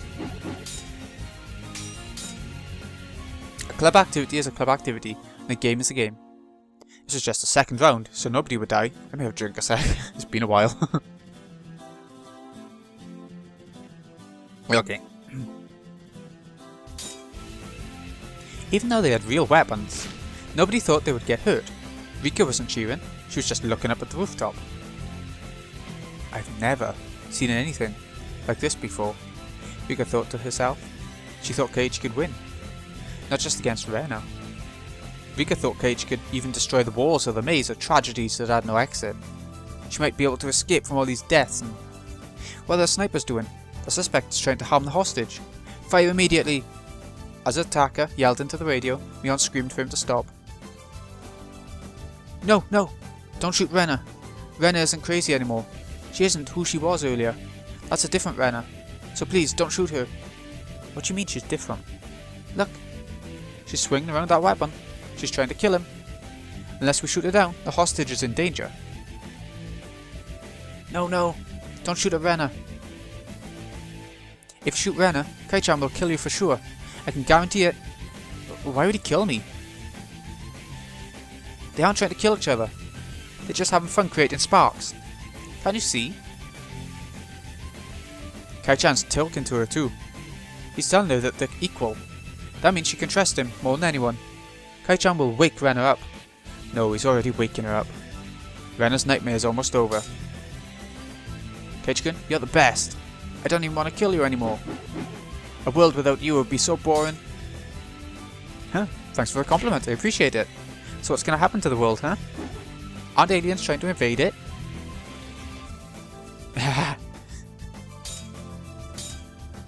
You know, I don't think I even care about aliens or parasites anymore. If the world is going to perish, go ahead and perish. Who cares about the conspiracy of the three families anyway?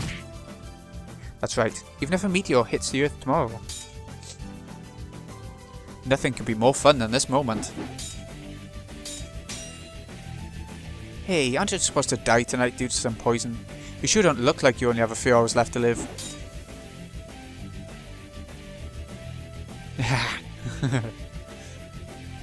That's right, I completely forgot about that. I'm supposed to claw out my throat and die tonight. Hey, that's the scenario you came up with, don't forget. Come on, scratch your throat once in a while at least. Yeah, I know. It doesn't itch anymore, does it? It definitely doesn't. This is more fun than scratching your throat could ever be. Yeah, this dance for hours really is way more fun. I wished it would never end, but my body was screaming. I was breathing hard and felt dizzy from lack of oxygen. My upper body felt as light as a piece of paper, as if even a slight breeze could take me away. It really had been a blast, but I needed to end it soon. I felt the same sadness as in that water gun fight. Back then, it had been declared a draw. I wonder what will happen this time. Who knows? But one thing is for certain. What? I loved doing this with you. Me too! I jumped backwards and slammed the roof with my bat. The sound was as intense as a huge drum, and the noise woke up the people who were captivated by our fight. The silence returned, and the chorus of Higurashi filled the air. Okay, let's pause for a moment. Sure. Let's end this with one more strike. We started to move slowly and increased the distance between us. Everyone realised it. This fight was ending very soon. Okay, this is it. I'm going to ask you one more time. What is it? Hey, you're betting something on this, right? Isn't that why you were fighting? I did? Sorry, I forgot. You're hopeless. Okay, listen carefully. If I win, you'll become my personal maid and serve me every day. You'll have to introduce me to others as your master. Ha, my uniform better be cute. Of course it will. There will be a variety of uniforms ranging from old-fashioned ones to ones that are a little dangerous. They'll be custom-made so they'll fit you perfectly. How about that? My goodness. I don't intend to lose, but that could be fun somehow. If you win, Rena. I paused for a moment. If you win, I'll believe your stories. Rena was happy until just a moment ago, but that expression was suddenly wiped from her face. Aliens are invading the Earth and we have parasites in our brains. Sounds like your family is pulling the strings, yet they're researching the parasites in secret, and aliens will be in control of the world starting tomorrow. I'll believe in that. Also, since you're dying tonight, I'll make sure you go peacefully, so don't worry. It's not fun if I win, is it? Your reward sounds a lot more fun, Kaiji-kun. What can I do? You did all this because of what I just said, right? Yeah, I guess. Sorry, I almost forgot. Rena smiled sadly for a moment, but soon that expression was wiped off her face too. I'm gonna win no matter what. I want my personal maid. Boo boo. It's not fun if I win. Then do you want to change it? What do you want? Finally, Rena smiled happily again. The breeze dried our sweat. It was a good feeling. We no longer went crazy, even with the moon out. We could finally enjoy the coolness of the evening. It would be so nice if we could just lie down on our backs and gaze at the moon. Still, smelling a little, Rena spoke. I want the same reward as yours, Kaiji-kun. What? You want me to be your maid? That's something. You don't have to be my maid, but the rest is the same. I want you to say good morning to me every morning, good night every night. I want you to treat me well and let me play around all the time. I guess, no matter who wins, we'll always be together. We'll be together, but the one who gets the special treatment's different. Why am I fighting with someone I like so much? I don't know. Why are we on the rooftop? Why did we even come up here in the first place? I don't know. I forgot. Maybe we're both airheads. That's why we floated up here. Yep, we're airhead buddies. We're buddies, alright. Well then, should we get started? I don't want to cool down too much. You're right. We better finish up before it gets too cold. We readied our weapons and took our stances. I was gonna suggest we stop this. I really was. I shook my head slowly. No, we have to finish this. Otherwise it won't end. Our fight won't end. We can't quit. We have to bring it to an end. This isn't right. It's possible that no matter who wins or loses, there will be no reward. Even if that happens, we shouldn't hate each other. So I'm going to tell you this now. What? It was fun. Yeah, I feel the same way. Rena, even if one of us dies, we'll see each other again. And when we do, we'll have fun in a normal way. We'll laugh together in a normal way. We'll fall in love in a normal way. We won't doubt each other. We'll trust each other. And we'll meet again. Right? For sure, right? Yes. For sure. Tears appeared in Rena's eyes. I noticed I was about to break down too. Okay. You ready? There was no signal, but we stepped forward at the same time. Our shadows jumped in the moonlight. We were fighting so viciously earlier, but now it was like we were moving very slowly. We must have looked like a shadow play. Everyone was watching the shadows dance. Rena's shadow hit my metal bat violently. As a result, I let go of it. The metal bat bounced once on the roof, then rolled down to the schoolyard. I had lost my weapon. Here was Rena's chance. Of course, she wouldn't miss it. I was lying flat on the roof, and Rena got on top of me. Rena's knees were holding down my arms, and there was no way for me to fight back. The moon was divided into two.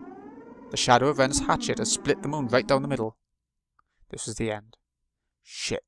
That was good. I can't even pull my arms away. Hey, Kaiji-kun.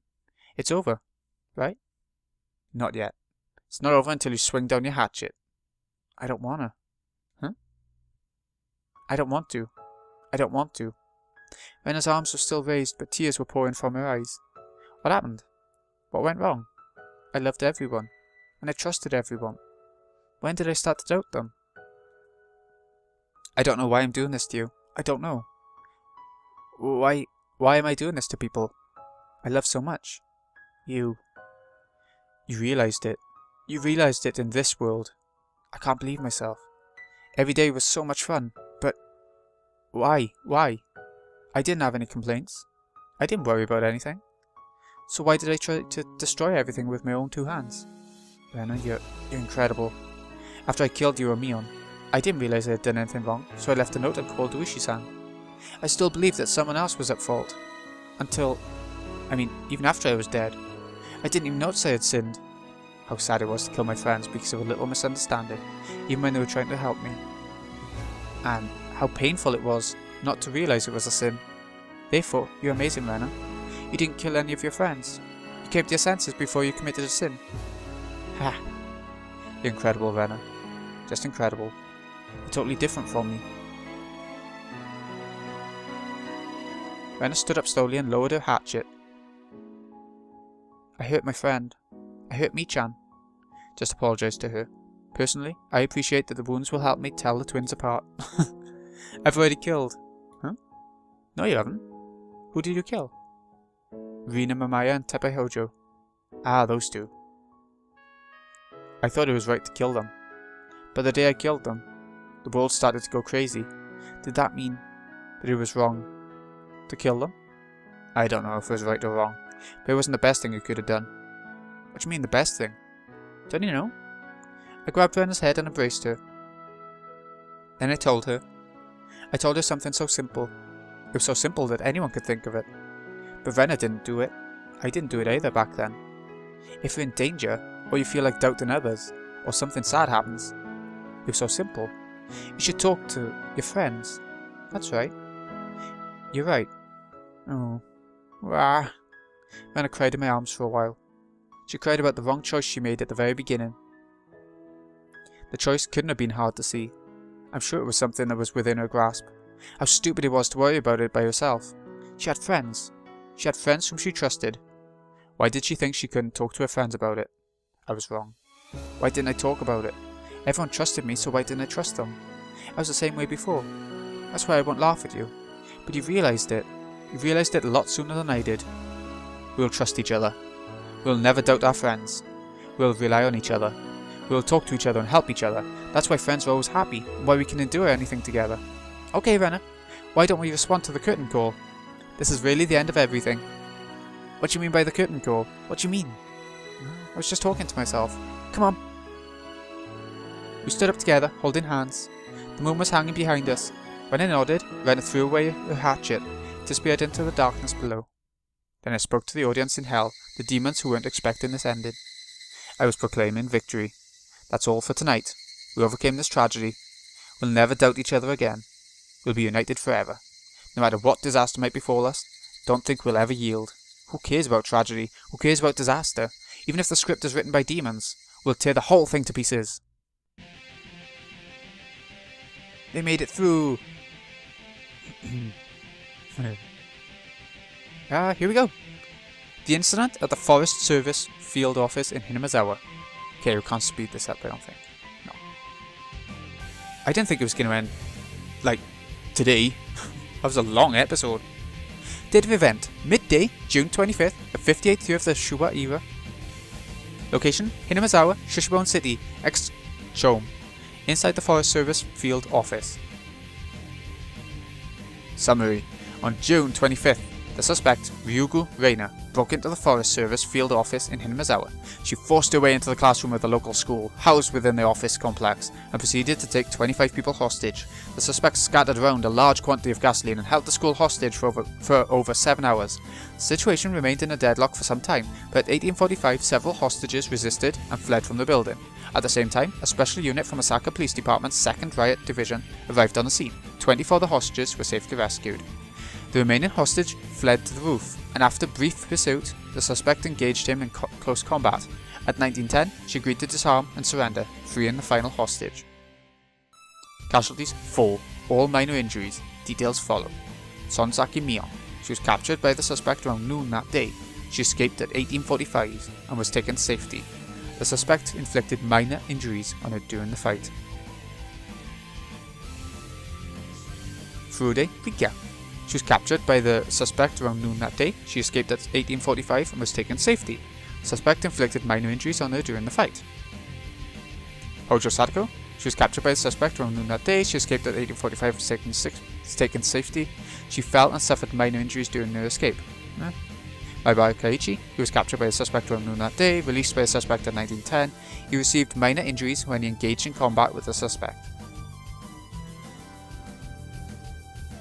Regarding the arrest, Ryugu Rena. She disarmed, surrendered to the police at 1910, was taken and was subsequently arrested. She was taken to the Okinamaya police station and questioned. She admitted the outline given above. That's important, that bit with Rena. There has been some dispute about the accountability of the suspect during the crime, but after subjecting her to a psychiatric examination, the prosecution determined the suspect is fully accountable for her actions. The defence is in direct opposition of this, and has submitted their own psychiatric examination report denying the suspect's accountability. The trial is currently in session. Okay, so whether she's guilty or not based on her mentality, her mental state.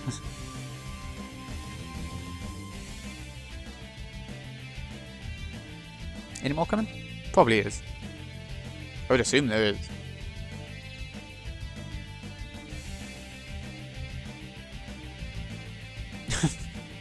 Okay, read through it a bit quick, I suppose.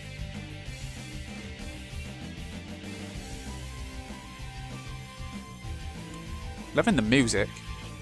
I hope I've put the music on loud enough for you to hear it. Higurashi, when they cry kai! Why is the sea in red?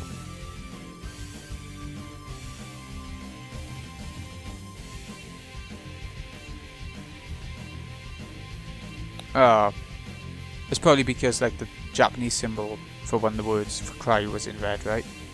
The whole word in that one.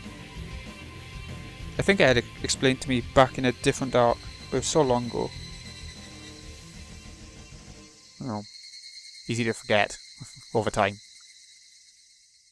Okay, come on then. It's going to be a bit more after this. Scenario jump mode has been unlocked. This game features a scenario jump mode. You may replay any scenario you have unlocked from the start menu, so you can skip to different parts, right? The tips reading room has been unlocked. You can now read the tips you've obtained thus far. To read them, select extra, pick read all tips. Staff room has been unlocked. Right, so they're going to have a talk. New tips, the demon script. Come on, we'll check it out before finishing. Might as well after we've been going this long. The curtain call. What a happy ending. Let's check out the tip.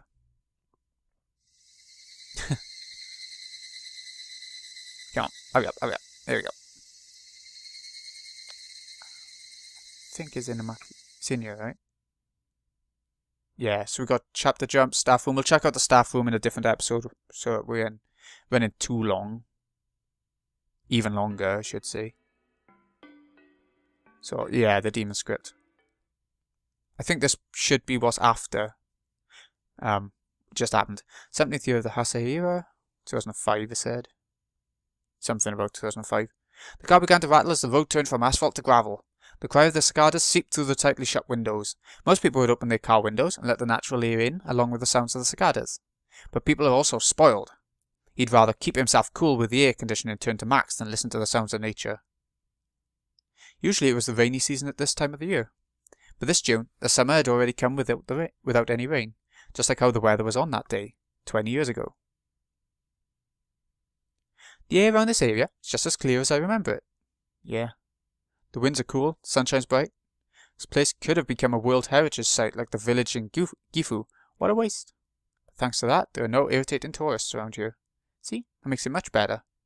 Why do tourists forget about pedestrian traffic laws when they're in rural areas? They walk in the middle of the road, you know? Akasaka-senpai, do you still do stuff outdoors? Not as much as I used to. My job doesn't give me much free time. Same here. Oh, hey, there he is. The other man noticed and waved his hand before anyone in the car could honk the horn. The man was a young fellow on a motorcycle with a big backpack on his shoulders. It looked like he was ready to go camping. Akasaka and his partner stepped out of the car and shook hands with the young man. Captain, It's good to see you again. Yo!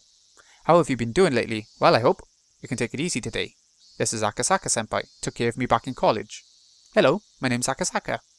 Ushi was supposed to come today, but he had to go for a medical checkup at the last minute. Anyway, it's a pleasure to meet you. It's an honor, sir. So, Akasaka-senpai, where should we go first? His name was Mamoru Akasaka. He was a veteran detective from the Tokyo Metropolitan Police Department. Despite the fact that he was close to his retirement, he hadn't lost his clear instinct and sharp eyes at all. Those eyes showed the confidence he'd built throughout many risky experiences. He had a well-built, muscular body and a fearless aura. He must have fought against many violent criminals. His connection to Hinamizawa went back almost 30 years, all the way to 1978. He was in the Public Safety Division in the Metropolitan Police Department, came to Hinamizawa to investigate the kidnapping case of the grandson of Inuge, the then Minister of Construction. Yep, remember that one? There he met Uishi and Rika Furude. Rika Furude predicted her own death. Akasaka regretted for the rest of his life that he couldn't save that little girl from her fate. He saw the news of the great Hinamizawa disaster on TV, met up again with Uishi. They pledged to uncover the mystery of both the cruel fate that fell upon the little girl and the series of mysterious deaths in Hinamizawa. Unfortunately, Hinamizawa was sealed off for a long time. As a result, all Akasaka and Uishi could do for the past 20 years was publish the little information they'd gathered, and ask for their readers to send their tips and clues. But recently, the seal on Hinamizawa had finally been lifted. However, they couldn't come to Hinamizawa until today due to Akasaka's busy work schedule and Uishi's poor health. In fact, Uishi was supposed to come with Akasaka, but he was called in for an emergency health checkup. The other two who came along were Akasaka's juniors from university. One worked at the grounds STF, and the other was his subordinate. They were assigned the mission of sealing off Hinamizawa, so they were quite knowledgeable about the village. Akasaka took out a scrapbook from his bag. Corners of the scrapbook were all dented, making it look very old. Akasaka flipped through the pages, thought for a second, and let them know his first destination. Alright, please take me to Onkafuji Swamp. No problem. Right this way, sir. The young man got on his bike and waited for the others to get back to the car. They honked at each other to signal that they were ready, and the young man led the car to the swamp. Heading through the forest, they came to an open area where the ground was covered by concrete. There wasn't even a single drop of water in sight. All the water of the swamp had been replaced by concrete. That was what Onkafuji Swamp looked like now. There isn't even a single drop of water, let alone a swamp. I was told that they sealed the swamp right after the disaster. This place was already encased in concrete by the time I arrived here for my mission. Let's go down there and take a closer look. Akasaka got out of the car and walked to the centre of the concrete-filled swamp. It wasn't a parking lot or heliport. It was just a huge empty concrete space right in the middle of the forest. So this is the place people say was a landing spot for UFOs. Really? I've never heard of that. Well, that's what they write on occult websites. They say that this is the place where our government met with aliens.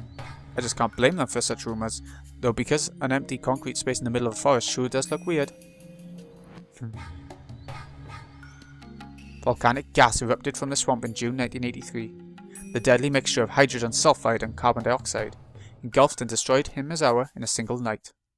The village was sealed off and the SDF covered the swamp with concrete. But the people who write those rumours on the internet actually have a point. Any geologist could tell you that covering a source of volcanic gas with concrete is absolutely useless. That's true. Never heard of anyone trying to prevent a volcano from erupting by pouring concrete into its crater. On the other hand, our country is known for wasteful construction using the taxpayers' money. Lately, people who love things like supernatural phenomena and UFOs write on the internet about the Great Hinamizawa disaster. It's well known by now that the cause of the disaster was an eruption of deadly volcanic gas from a magma chamber. In 1986, a similar natural disaster occurred at Lake Nyos in Cameroon, Africa, so people easily believed that such a rare natural disaster could occur anywhere on Earth. That was what happened in Hinamizawa as well. However, a rumour about another possible explanation had begun to fly around on the internet recently. They say that the disaster was a cover-up by the government, that it was actually a biochemical terrorist attack by aliens. Why had such a rumour begun to spread now? They claim to back up their theory with a secret document known as File Number 34. Is it an X-file? Someone online named it File Number 34 for descriptive purposes, but the name spread and stuck since then because it sounded like a government conspiracy. People loved it. It's unknown how or from where they obtained those documents, but they posted scans and pictures, which were all ridiculous. Plus, more fake evidence was produced over time, so now even the existence of such documents are in doubt. File number 34 deserves a bit more explanation. However, since it started on the internet, truths and lies were all mixed together, and it has become more like an urban legend. So this is what believed to be mostly true. File number 34 was a notebook written by a nurse named Mayo Takano, who worked at a local clinic in Hinamizawa. File number 34 is most likely named after her. This woman was a researcher who studied the demon myth of Hinamizawa and tried to solve what it meant. Contents of the notebook state that she prophesied the Great Hinamizawa disaster of 1983. According to the research, a UFO crash-landed in Hinamizawa a long time ago and sunk into Onagafuchi Swamp. UFO carried parasitic bacteria from space and they began to infect the locals. The infected villagers began to behave extremely violently, so much so that they were fit for the word demon. Mayo Takano insisted that this was the explanation for the myth about demons pouring out of the swamp. An alien who survived the crash realized that the Earthlings had gone crazy because of the bacteria he brought in, decided to show himself to the villagers to help them out. This is how Aoshiro-sama was born. The alien was able to cure the villagers with highly advanced technology but couldn't eradicate the bacteria completely. Since the villagers looked up to the alien as some sort of deity, the alien utilized its status to hand down specific rules to the villagers in order to stabilize the disease. Bacteria took a liking to Hinamizawa's habitat, so when a carrier of the disease left Hinamizawa, their symptoms would re-emerge. Therefore, the alien made it a rule not to leave the village. This leads to the legend of the transcendence of Onagafuchi. The weird practices and miracles that the villagers performed were realized by means of the advanced technology that they received from the alien. Aha! Those maniacs do indeed have a colourful perspective on things, don't they? Do you remember Nostradamus' prophecies? People said that the world was going to end in 1999, but nothing happened in July, and people acted like they didn't even know about it. Those TV shows made people as scared as they could be, and then ignored the fact that it didn't happen. But Mayo Takano did predict the Great Hinamizawa disaster. It's not a lie. So now we've got this new thing now. So we reached the end of a world where everything was fine. Rena didn't kill anyone, and nobody died, you know, except the two the Hojo and her stepmother, I guess. But other than that, nobody died, and it was quite a happy result. But now the Great Hinamizawa disaster has happened, which is where the poison comes out of the swamp and kills everyone, basically.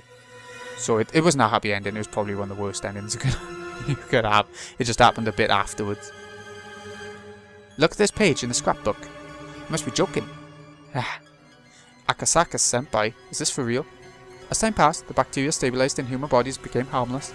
The alien and the bacteria began to fade away from people's minds. However, the alien has lived on for hundreds of years within the protection of the three families. It still lives on as the spirit of a deity in a secret temple of the Fude Shrine. The alien manipulated the bacteria living inside of the villagers and maintained control over them for hundreds of years. The alien wanted to regain its power, started researching how to bring back the lost powers of the bacteria, etc, etc. Things get much stranger from there. People say that the disaster was actually part of the alien's plan to conquer the entire Earth by spreading the reawakened bacteria.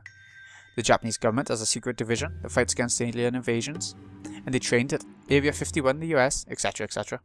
And they moved in to stop the invasion by sealing off the entire village, and they killed all of the residents by using toxic gas. Hey, there's a movie that's just like that. Some black guy is the lead character. What was the title? Am I something? Yeah, I know. It's too crazy to be real. But the writer of The Bunch of Bull, Mayo Takano, was mysteriously murdered in June 1983. Right before her death, she gave this scrapbook to a girl as if she knew she was going to die very soon. That girl's known as Girl A. Rena. Some guy who investigated the case was able to track it down to a girl named Rena Ryugu, so now it's known as the Rena Ryugu theory on the internet. Rena Ryugu inherited Mayo Takano's will by means of the scrapbooks. She tried to fight against the planned invasion by holding a school hostage and demanding the local police uncover the alien's plot. Of course, no one believed her, and they assumed she was in a state of paranoia. Back then, people assumed that Rena Ryugu took Mayo Takano's delusions seriously and was motivated to commit a poorly executed crime. When she held the school hostage, Rena Ryugu told local police that the alien was controlling the three families and that he was plotting bioterrorism on a massive scale. The very next day, the Great Hinamizawa disaster occurred, so it was the day after. Okay. Gotta be kidding. Couldn't it be just a coincidence? I don't know. According to people who believe it's not just a coincidence, there are many inconsistencies in the SDF's immediate sealing off operation. Filling the swamp with concrete is one example. Several of the SDF soldiers on duty at the time testified that some people were conducting secret investigations outside the usual geological survey before the area was closed off. Of course, those who think it's just coincidence say that the researchers simply took precautionary measures to keep unauthorized people out of the area.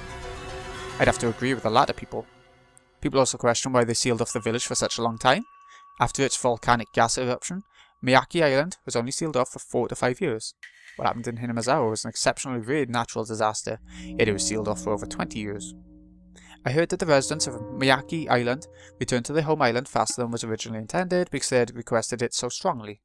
But in the case of Hinamizawa, there were no residents alive who wished to return in the first place. Perhaps the government took their time until they were absolutely certain that it was safe.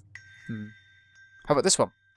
The SDF members who were on the mission to seal off Hinamizawa had their blood samples taken periodically. Some of them were discharged from the mission without any explanation after the results came back. Some believe they were using the members of the SDF as human test subjects to see if they got infected or not. I think they were just checking up on the members' health condition, since they were in the area where the gas disaster occurred. Besides, normal businessmen also take annual physical checkups, and they have their blood samples taken there as well. And stand your point too. But I have another interesting theory. There's some people who believe that there was no gas emitted during the so-called Great Hinamizawa disaster. No volcanic gas? What's that mean? Basically, what they're saying is that there was no volcanic gas and it was sort of government cover-up. It was like in Spielberg movie. You know, the one where humans make contact with UFOs? See, that's exactly how maniacs always explain things. What kind of basis do they have to say that there was no volcanic gas emission? Well, a bunch of those maniacs came to Hinamizawa as soon as the seal was lifted. According to them, the hydrogen sulfide in the volcanic gas should have caused some corrosion to metallic objects and major damage to the wildlife. However, they found no such signs of disruption, which led them to claim that there was no volcanic gas to begin with. But this village was abandoned for 20 years. I doubt that they could find anything anyway. Well, that's the thing with the internet. You can't believe everything you read on it. Akasaka-senpai, please don't tell me you're buying these stories. At first I didn't, but lately I'm beginning to think that there might be some truth to them. You believe in UFOs? Oh, come on! No. What if the scrapbook's the real file number 34? Huh? The scrapbook's the one that Rena possessed when she took the school hostage on June 25th, 1983. It was assumed to be lost during the confusion of the disaster, but Uishi-san's old friend was able to locate it in an evidence storage at the prefectural police headquarters. Back then, Uishi thought Rena was delusional, but after reading this again after the Great Hinamizawa disaster, some of the content seemed to hold vital clues. It's not the alien part that he was interested in, but a theory that an endemic disease of parasitic microbes in Hinamizawa was responsible for the curse of Higurashi-sama. Of course, there's no proof that such microbes existed, so it still remains at a theoretical level. Uishi-san says that the three families might have been researching how to bring back the original, deadlier microbe in order to revive the religious devotion the villagers used to have. The Great Hinamizawa disaster could be an experiment that went wrong. This theory is also based on the theories and myths he found on the internet. The village clinic's chief doctor died mysteriously right before the Great Hinamizawa disaster. A girl, Rika Furude, was brutally murdered on the night Rena Ryugu took the school hostage. There could have been an underground research lab beneath the village clinic, and Dr. Irie could have been forced to do microbiological research, but he couldn't live with his own sins and committed suicide. Rika Furude could have been brutally murdered in sacrifice for some sort of ritual ceremony in the name of Oyashiro-sama's revival. However, the experiment went wrong. Instead of the microbes being parasitic in the villagers, they became a killer virus, and they exterminated the entire village in one night. It's obvious that it wasn't a simple gas disaster. We can't ignore the fact that one girl predicted a bioterrorist attack right before the disaster, and that several villagers died mysteriously, including Mayo Takano herself, who wrote about all that in the scrapbook. It doesn't sound right to say that the Great Hinamizawa disaster was an unpredicted and coincidental natural disaster. When you read this file number 34, it's obvious. So you're saying that the Great Hinamizawa disaster wasn't a rare natural disaster, but it was, in fact, an act of bioterrorism by some cultists? In the modern era, everyone in Japan knows about the shocking incident where a doomsday cult created a nerve gas, sarin, and unleashed it for the purposes of mass murder. But in the 80s, the idea of a single cult being able to carry out such an act of terrorism didn't even cross our minds. Some also whisper that the SDF kept the area sealed for so long so they could study some lethal virus, but I'm not convinced. At least this story sounds more convincing than the one with aliens and UFOs. The idea of cultists and domestic terrorism sounds more rational. Maybe there really was the UFO that crash landed. When Rena Ryugu took the school hostage, one of her demands to the police was to have them pull out the wreckage of the UFO from the Onagafuchi swamp. That's ridiculous. Well, even if I wanted to make sure if it's ridiculous or not, look at it. The swamp is filled with concrete several meters thick and there's no way we can check. It's all because of that ridiculous construction that doesn't even do anything to prevent the volcanic gas. Well then, the only way to prove Akasaka Senpai's theory would be to find the survivor of Hinamizawa and try to find that microbe in him or her. Sadly, that's almost impossible. After the Great Hinamizawa disaster, some survivors were subject to a witch hunt, so even if there are any survivors, they won't tell you that they're from this area. Right after the disaster, some people who were from Hinamizawa started displaying erratic behaviour. When they started dying mysteriously and committing suicide in strange ways, people got scared of them and chased them out of their neighbourhoods. Government was practically useless in protecting their privacy at the time, so the former residents of Hinamizawa lied about where they were from and have kept it that way since. In that case, it's a dead end. It's my duty as a cop to keep trying. There's enough circumstantial evidence to say that the Great Hinamizawa disaster wasn't a natural one. If I could grab hold of one piece of concrete proof, I think I could start revealing the truth behind all of this. Yeah, it's been over 20 years. The truth might be lying somewhere very deep in the darkness. That's true. I might not find any answers. It's already the 21st century. What happened in Hinamizawa in June 1983? The only factual evidence that I had was that Mayo Takano mysteriously died and left a scrapbook predicting a bioterrorist attack. A young girl took a school hostage to make people listen to this prediction, but no one took it seriously. The chief doctor of the village clinic committed suicide. People believed the little girl, Rika Furude, was a reincarnation of Ayashiro-sama. She was brutally murdered. What was the truth behind the scrapbook? Was it written to reveal a huge conspiracy? Or was it just a bunch of delusions written by an occult maniac? If the contents of the scrapbook were true, the disaster would have been avoided if we heeded the warnings of one girl. If they weren't true, then who created the disaster to follow the scenario of the scrapbook? After the sarin nerve gas incident, the words mind control came into the spotlight. Contrast to brainwashing, which can easily force a person to commit certain acts in the short term. Mind control takes a long time to gradually make a person believe that what he or she must do is the right thing to do, and to act upon it as if it were his or her own idea. It's a form of character alteration which is far more serious than brainwashing. The cult behind the sarin gas incident induced fear and anxiety into its members through its revelations of doomsday. At the same time, they ordered them to do certain things as means of salvation, and led them to do so voluntarily. The formula is quite similar to how Rena Ryugu became a puppet of file number 34. So does that mean that Rena Ryugu was mind controlled by someone? Does that mean that the cult that mind controlled her tried to cause the end of the world in order to increase the credibility of their teachings, just like the other cult did? Would that make file number 34 some sort of religious textbook for them? When I lose my grip on what's true and what's not, it sometimes makes me feel that someone might be laughing in amusement at this disaster. The scrapbook was like a script. It was a script for a tragedy that takes the lives of thousands of people, of villagers, in one night. It was a script of demons who laugh at that loss of human life. Someone wrote the script. Someone performed it. Someone watched the show and laughed. Damn it. What the hell happened in Hinamizawa in June 1983? So this is the true ending that went past what the main story told us. I always think of the tips as like these side things, so it's weird that they're adding them into the tips lately, like the main stuff. This is our achievement for reading all the tips. All we got left to do now is head into the staff room, but no, we're not doing that today. I don't care if it's even like only a 5-minute thing. I don't know if it is or not, so we'll do that next time to wrap up this arc of Higurashi, and then we'll just have to wait then. We'll have to wait it out for the next arc. So, which, you know, could be like a year away. I can't imagine it will be now that Yumini goes all out, but you never know. So, this has been Greeny XI. Hope you've enjoyed. Thank you so much for watching. I'll see you again in a bit for the staff room. See you in a bit, folks.